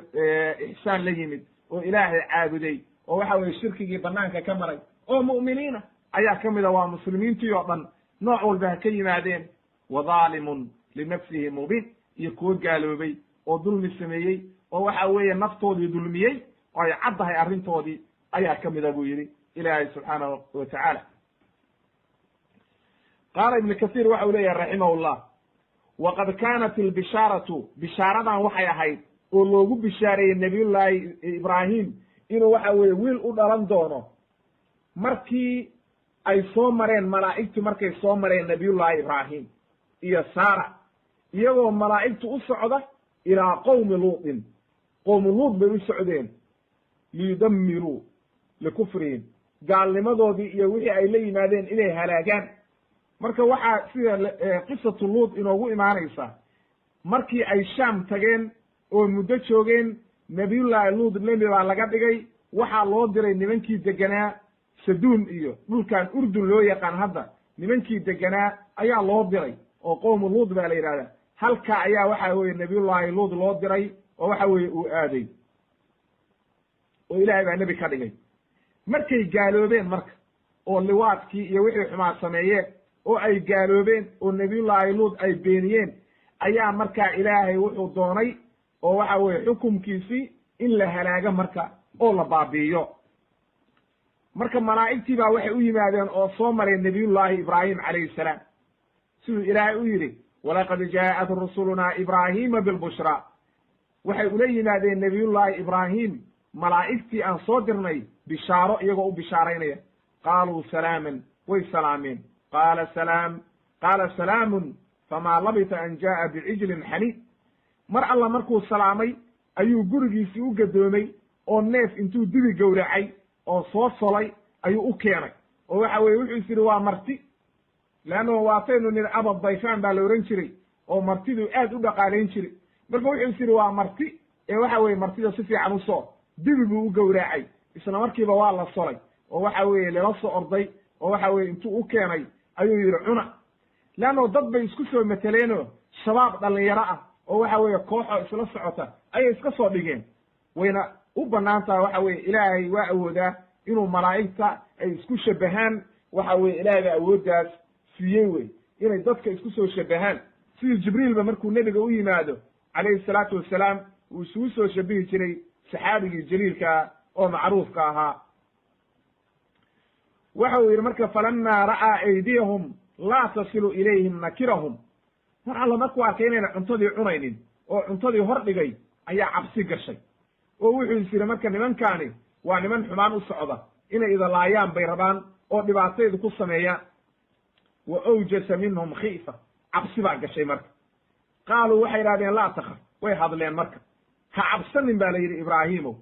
innaa ursilnaa ilaa qowmi luut waxaa naloo soo diray inaan reer qowmi luut halaagnee adiga dhibaato ku yeeli maynee ha cabsanin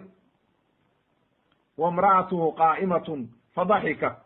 way qososhay marka way faraxday markii hore waxay islaahayd nimankaani waa niman xumaan raba waa niman idalaynaya markay aragtay marka oo malaa'igtii ay hadleen ayay faraxday markaa oo qososhay fabasharnaaha waxaan ugu bishaaraynay biisxaaqa nabiyullaahi isxaaq wa min waraa'i isxaaqa yacquub kabacdi markaa nabiyullaahi isxaaqna wuxuu sii dhalayaa yacquub calayhi salaam qaalat waxay tidhi yaa weylata hoogayge aalidu ma dhalaya wa ana cajuuzun anoo gaboobay soomaalidu marka cajuuza ceeb bay u yaqaaniin laakiin cajuuza macnaheedu luuqadda carabiga waxa weeye waa qofku markuu weynaado ou leeyahay aniga waan weynaado da'daan joogaa ee ceeb ma aha cayna ma aha wa haadaa baclii shaykha ninkaygiina waa kan bay tiri waa oday gaboobay oo waxa weeye xaggee bay arrintaa ka imaanaysaa inna haada la shayun cajiib waa arrin la yaabo bay tiri markaasay malaa'igtii hadasho waxay ku yidhahdeen qaaluu atacjabiina ma waxaad la yaabaysaa min amri illaahi arrinta ilaahay raxmatullah waxaan ilaahay baa xukmiyey, ilaahay baana doonay, ilaahay baana qadaray, maxaad marka ula yaabaysaa? kun fayakun baa ku filan, da'daa doonti joog, hadduu ilaahay qadaray inaad dhashid waad dhalaysa. raxmatullahi bay yidhahdeen wa barakaatuhu calaykum, ilaahay naxariistiisa iyo barakadiisa dushiina ha ahaato, ahla albeyti, dadkiina waxa weeye reerkaan meeshiinaa degan, innahu xamiidu majiid, ilaahay mid la mahadiyo oo waxa weeye wax walba awooda oo sharaf le weeye. marka ilaahay baa arrintan xukmiye, waxba ha la yaabin, yaa saaray waxba ha la yaabin weye. aayad kale ilahay wuxuu ku yidhi wanabi'hum can dayfi ibraahim, u sheeg baa la yidhi ummadaada nebi maxamedow martidii nebi ibraahim, id dakaluu calayhi, markay u soo galeen, faqaaluu salaaman, way salaameen, qaala innaa minkum wajiluun, war waan idinka cabsanay buu yidhi, oo qoom aan la garanayn baa tihin, maxaad tihin? qaaluu waxay yidhahdeen laa tawjal, ha cabsanin, ha cabsanin bay yidhahdeen, innaa nubashiruka bigulaamin caliim, waxaan kugu bishaaraynaynaa wiil cilmi badan, waa isxaaq weye calayhi salaam. nabiyullaahi isxaaq ayaa mar walba ilaahay ku magacaabaa bigulaamin caliim, nabiyullaahi ismaaciilna gulaamin xaliim, dulqaad badan ayay maaragtay lagu magacaabay. markaasuu wuxuu yidhi qaala abashartumuunii calaa an masaniya alkibaru fabima tubashiruun, markaan gaboobay 80 iyo ziyaaduu jiray baa lihi, 86 sano ayay culimmada qaar leeyihiin ayuu jiray markaa loogu bishaaraynayo wiilka. war anigaan gaboobay buu yidhi, oo waxa weeye da'dii bay dhaaftay, maxaad iiga bishaaraynaysaan, goormaan dhalaya? qaaluu waxay idhahdeen basharnaaka bilxaqi falaa takun min alqaanidiin, xaq baan kuugu bishaaraynaya ha quusanin, oo waxa weeye naxariista ilaah ha ka quusanin. markaasuu wuxuu yidhi qaala waman yaqnudu min raxmati rabbii ila adaaluun, yaa naxariista ilaaha ka quusta ilaa qoom gaaloobay oo baadiyoobay oo waxa weeye dhumay mooye, ma cid kalaa naxariista ilaahay ka quusata? aayad kale ilaahay waxau ku yidhi wanabi'hum can dayfi ibraahim, nabiyullahi ibraahim uga sheekeen martidii u timid, qaala inakum qowmun munkaruun, qoom aan la garanayn baa tihin, faraaga ilaa ahlihi fajaa'a bicijlin samiin, hilib waxa weye wuxuu u keenay dili dhuuran oo lasoo solay. markay isma diidayaan, aayadahoo dhan way isfasirayaan, oo macnuhu waxa weeye gurigiisibu intuu galay markuu salaamay oo uu yidhi wardadaan la garanayn baa tiin oo marti oo cusub ee waxa weye bal fariista, ayuu gurigiisii galay oo waxa weye intuu gurigii tegey oo hilib waxa weye usoo diyaariyey oo dibi gowracay oo lasoo solay, dibi buuranna uu ahaa ayuu u keenay. faqarabahu ilayhim, wuu usoo dhoweeyey, qaala alaa taakuluun, markuu arkay inayna cunaynba ayuu wuxuu yidhi war maxaad u cuni laadihin? fa awjasa minhum khiifa, qaaluu laa takaf, markaasuu cabsaday markay hilibkii cuni waayeen, leannahu martida haddii la maamuuso oo la soo dhoweeyo oo la wanaajiyo waa inay wixii la siiyey cunaan weeye sida asalkaa. markuu arkay marka nimankaani inaynan cunaynin oo cuntadii ayna cunaynin ayuu ka cabsaday marka, wuxuu is yidhi alla nimankaani marka waa niman xumaan maagan ee ma aha niman caadiya, oo waxa weeye waa niman dulmi ku socdo marka ayuu waxa weeye cabsi baa gashay marka, oo waxa weeye cabsidu halkaa ayay ka timid markaasay waxay ku yidhahdeen ha cabsanin, oo waxa weeyena cabsi ku gelin, annagu waxa weeye waxaan nahay rusul ilaahay soo diray ee ha cabsanin. qaaluu laa takaf wabasharuuhu bigulaamin caliim, waxay ugu bishaareeyeen wiil cilmi badan. faaqbalat imra'atuhu fii saratin fasakat wajhaha, saare ayaa soo qaabishay oo dhabankeeda dharbaaxday oo wejigeeda inta dharbaaxday, waa caadada dumarka weye inay dhabanka iyo inay daanka garaacaan oo waxa weeye iyo bowdada iyo markay wax la yaabaan inay dharbaaxa isku dhuftaan, waa dhaqanka dumarka weye, waa wax caadi oo dumarka oo dhan ay waxa weeye yaqaanin wey. waxay tiri markaas wa qaalat cajuuzun caqiim, qof dumara oo weynaatay oo aan dhalaynin baad waxaad ugu bishaaraynaysaan inay haddeer ilmo dhalayso. qaaluu waxay yidhahdeen kadaliki, sidaas aad leedahay weeye oo qof weyn baa tahay, laakiin qaala rabbuka, ilaahay baa arrintan yidhi innahu huwa alxakiimu alcaliim, ilaahayna wax walba waa og yahay oo waxa weeye waa xakiim caliim oo wax walba og wey. wuxuu leeyahay marka ibnu katiir raximahullah fabasharuuhumaa bigulaamin caliim, waxay ugu bishaareeyeen gulaam wiil cilmi badan, wa huwa isxaaq calayhi assalaam, waa nabiyullaahi isxaaq. wa akhuuhu ismaaciil ghulaamun xaliim walaalkii ismaaciilna waxaa la yidhaahdaa wiilkii dulqaadka badnaa oo waxa weeye dulqaad badnaa ayaa la yidhaahdaa ay sabuurun sabirka badnaa fabasharnaaha waatuu ilahay yidhi maaragtay wuxuu yidhi wa qowluhu fabasharnaaha waxay daliil u tahay buu yidhi ibnu kathiir saaro qofta la yidhaahdo inay wiilka ay dhali doonto markuu weynaado oo uu wax dhalo isaguna ilaa intaa inay noolaan doonto oo ay arki doonto ayay waxa weye arrintaa daliil u tahay buu yidhi ibnu kathiir laanno ilaahay wuxuu yidhi fabasharnaaha maaragtay biisxaaqa wa min waraa'i isxaaqa yacquub waxaan ugu bishaaraynay isxaaq haddana markaa kabacdi isxaaq waxaa ka sii dambeeya oo waxa weeye iyadana bishaaraa oo ay heli doonaan yacquub calayhi salaam labadaba marka oo waxa weeye wiilkeedii oo wax dhalay oo waxa weeye markaa labadiiba inay arki doonto oo ku raaxaysan doonto ayaa arrintaa loogu bishaareeyey oo waxa weeye markaa halkaa ka caddaatay ayuu leeyahay ibnu kathiir raximahullah marka halkaa waxay nooga caddaatay qodobkaa nabiyullaahi ibraahim iyo saara oo waaweynaaday oo siddeetankii waxa weeye la yidhi ibraahim 86 sanuu jiray saarana kollay muddo qabay laakiin cajuuza mar walba nafteedii ku magacaabaysa oo qof weyn noqotay ayaa ilaahay wuxuu ugu bishaareeyey markaa raxmaddii ilaahay iyo naxariista ilaahay ayaa ilaahay wuxuu ugu bishaareeyey inuu waxa weeye uu siiyey nabiyullaahi isxaaq oo waxa weeye yacquub uu sii dhalay oo ay saa ku tarmeen haddaba halkaa waxaa faa'iidaa oo laga qaadanaya qofku inuuna quusan intaad yar tahay haddaadan wax dhalin ha quusanin akhilmuslim oo ukhtilmuslima leanna waxaa dhici karta adiga oo weynaaday oo da' jooga inuu ilaahay ku siiyo oo waxa weeye iskuma xira dhashu qofkii ilaahay la maago waa dhalaya oo ilaahay ugu talagalo waa dhalayaa marka in la quusto maaha oo qofku uu yidhaahdo aniga waa quustay bas wey mar haddaan da'daa gaaray wax dambe aan dhalaya ma jirto ha dhihin waxaynu usoo gudbaynaa marka marxaladii saddexaad oo ah marxalatu alimtixaan waalikhtibaar biibraahim calayhi salaam ibraahim markii reer qoomkiisii laga badbaadiyey oo ilaahay badbaadiyey oo uu soo haajiray oo qoomkiisii ka soo tegey oo awlaad la siiyey oo uu raaxaystay oo nabadgelyo helay ayaa markaa kabacdi haddana ilaahay imtixaamay marka markii hore waxaa lagu imtixaamay dhibaato haddana nicmaa la siiyey haddana waa la imtixaamay markaa oo waxa weeye bal waxaa la eegayaa nabiyullahi ibraahim inuu marka bal qalbigiisu u dabco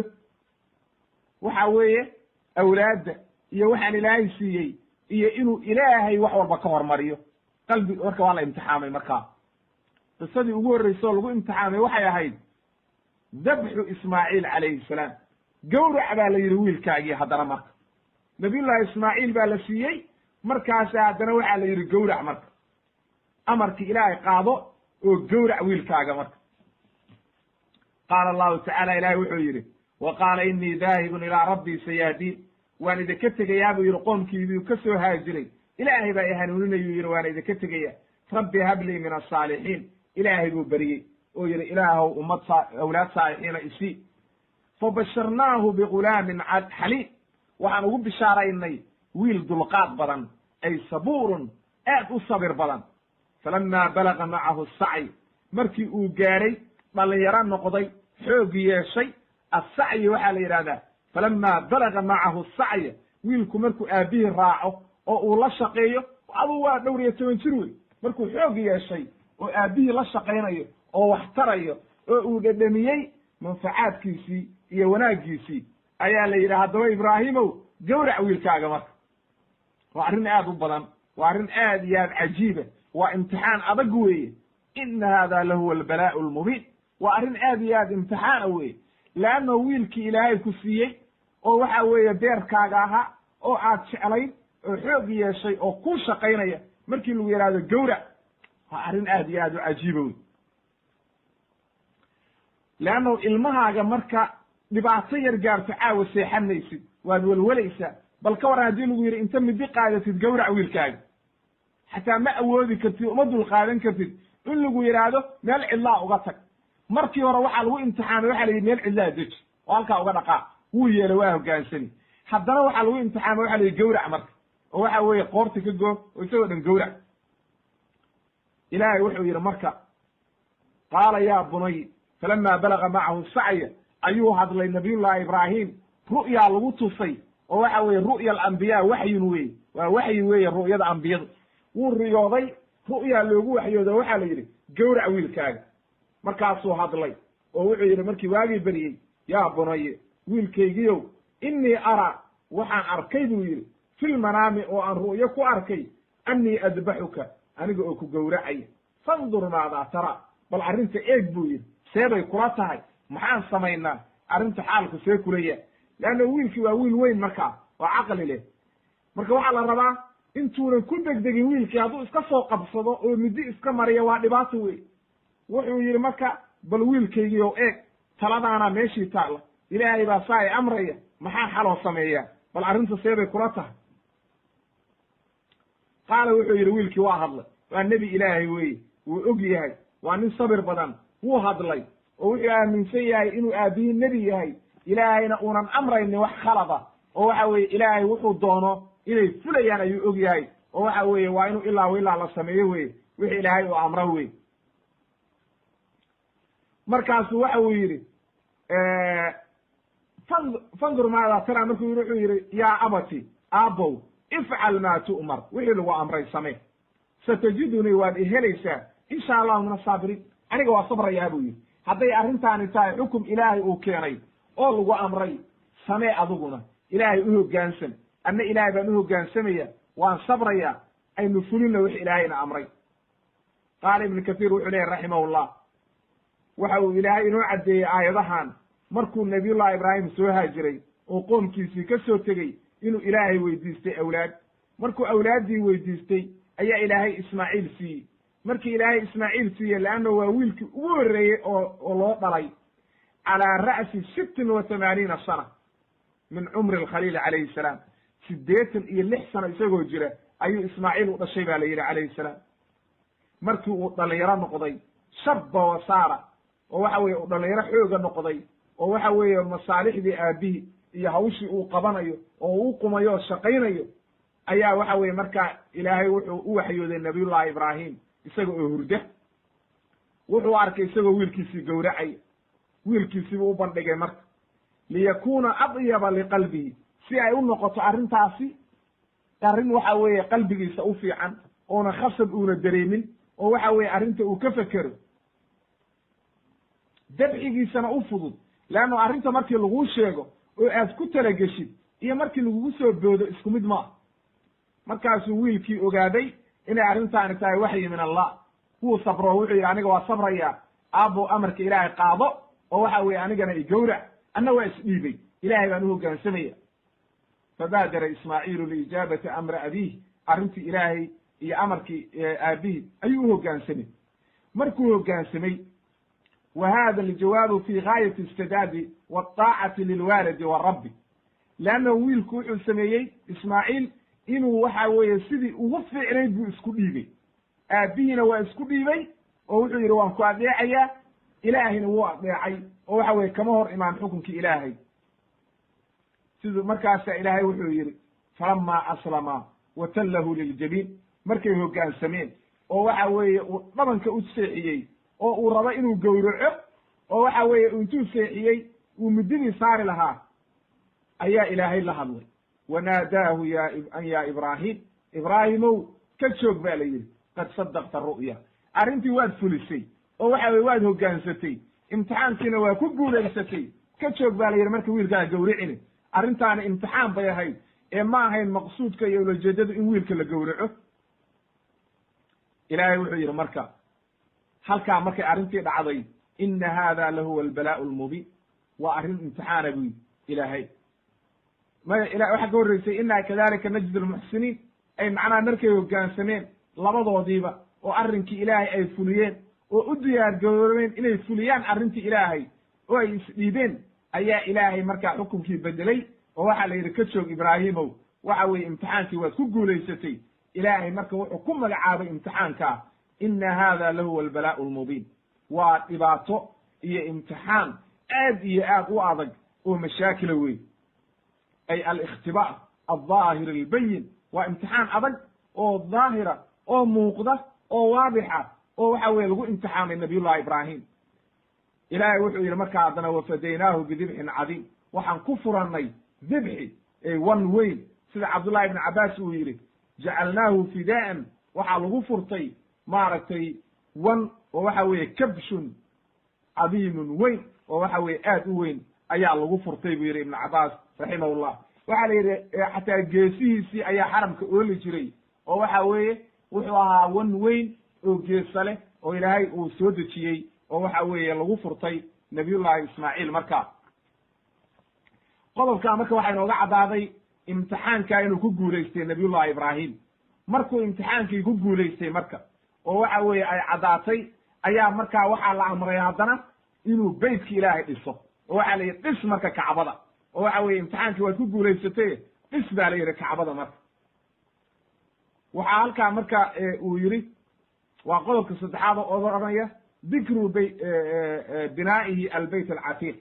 inuu waxa weye markaa la yidhi beytkii dhis qaala allahu tacala ilahi wuxuu yidhi waid bawa'naa liibraahiima makaana albeyti anlaa tushrik bi shay'a wadahir beytiya lildaa'ifiina waalcaakifiina waalqaa'imiina warukaci sujuud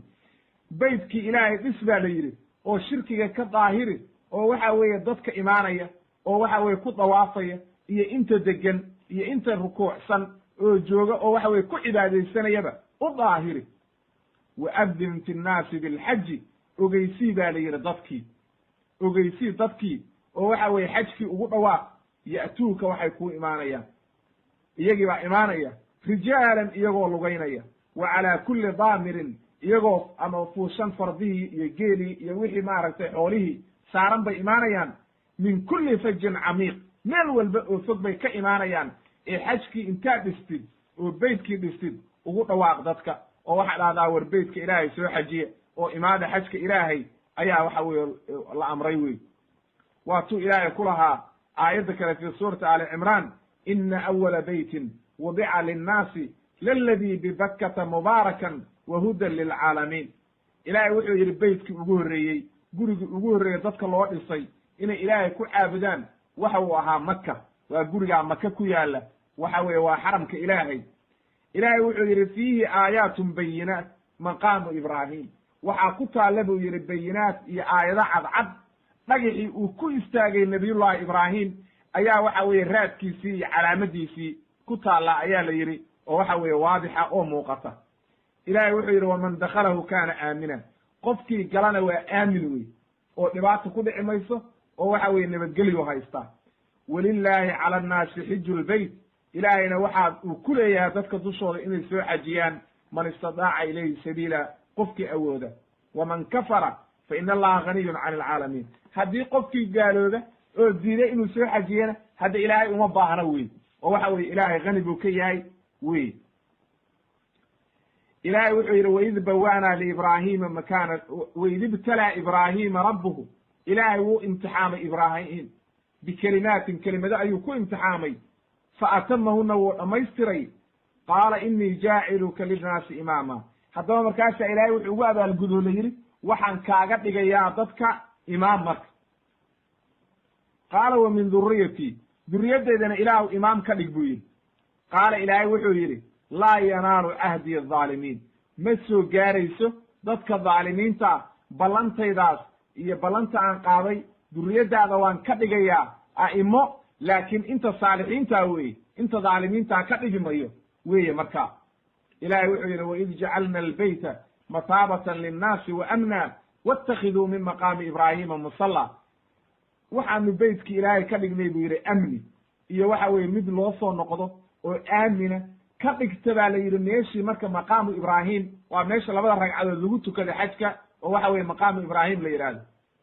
ilaahay wuxuu yidhi wacahidnaa ilaa ibraahiima wa ismaaciila an dahiraa beytiya lildaa'ifiina waalcaakifiina warukaci sujuud daahiriya baa la yidhi beytka ilaahay shirkiga ka daahiriya oo shirkigoo dhan ka nadiifiya inta ku dawaafaysa iyo inta ku ictikaafaysa iyo inta ku tukanaysa oo sujuudsan ama rukuucsan u daahiriya baa la yidhi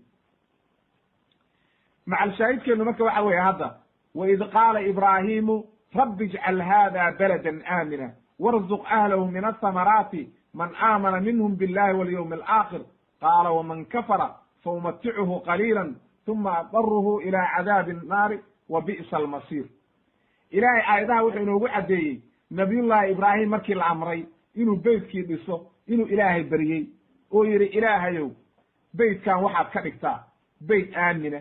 oo ku irsaaq dadkana risaaqad wanaagsan inta degan ilaahu u naxariiso oo risiq wanaagsan sii oo waxa weeye mirihii iyo wanaaggii ilaahu rabbi ow sii inta rumaysay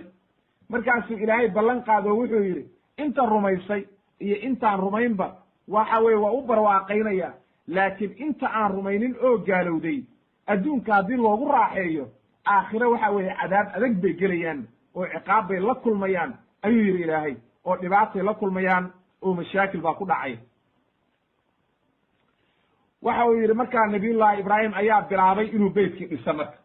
waid yarfacu ibraahimu alqawaacida min albeyti waismaaciilu rabbana taqabal mina inaka anta asamiicu alcaliim nabiyullahi ibraahim waa bilaabay marka inuu beytkii dhiso ibnu kathiir wuxuu leeyahay ilaahay wuxuu caddeeyey beytka nabiyullaahi ibraahim calayhi salaam inuu dhisay waana gurigii ugu horreeyey oo dadka loo dhisay inay caabudaan inay ilaahay ku caabudaan leannahu xadiis baa ku sugnaaday uu nebigu leeyahay ina hada albalad xaramahu allahu yowma khalaqa asamaawaati waalardi fa huwa xaraamun bixurmati illahi ila yowma alqiyaama nabiyullah ilaahay baa maalintii uu waxa weeye xaram ka dhigay yowma khalaqa asamaawaati waalardi markuu dhulka iyo samaawaadka abuuray ayuu ilaahay xaram ka dhigay sidaa daraaddeed ilaa iyo yowma alqiyaamo waa xaram weeye marka sida xaasilkaa waxa weeye buu yidhi nabiyullaahi ibraahim oo waxa weeye ashrafu lkhalqiya oo waxa weye bacda nabiyullaahi maxamed ayaa wuxuu bilaabay inuu beytkii dhiso beytkuna waxa weeye waa gurigii ugu wanaagsanaa oo ilaahay lagu caabudo halkaa ayuu marka nabiyullaahi ibraahim beytkii dhisay oo waxa weeye qawaaciddiisii taagay oo waxa weeye uu dhisay marka waa amni weeye waatuu ilaahay lahaa awalam yarow annaa jacalna xaraman aaminan wayutakhadafu annaasu min xawlihim afa bilbaatili yu'minuuna wa binicmati illaahi yakfuruun war miyaynan u jeedin baa la yidhi quraysh beytka ilaahay intuu dejiyey oo aamin laga dhigay ay xaramkii ilaahay ku raaxaysanayaan dadkii kalena dhibaataa maalin walba haysata iyagana amni bay haystaan markuu dhisay beytkii oo dhameeyey ayuu ilaahay baryey oo wuxuu yidhi rabbanaa wabcad fiihim rasuulan minhum yatluu calayhim aayaatika wayuzakiihim wayucallimuhum alkitaaba walxikma nabiyullaahi ibraahim markuu beytkii dhisay oo ay ilaahay baryeen oo yidhahdeen ilaahu naga aqbal ayuu haddana ilaahay baryo wuxuu yidhi ilaahu usoo saar rasuul diinta bara oo soo gaarsiiya waa nebi maxamed weeye calayhi salaatu wassalaam waatuu nebigu ku lahaa xadiis saxiixa ana dacwatu ibraahim anaa dacwadii ducadii uu nebi ibraahim ilaahay baryey waa aniga weeye oo waxa weeye aniga ayaa dacwadii siiya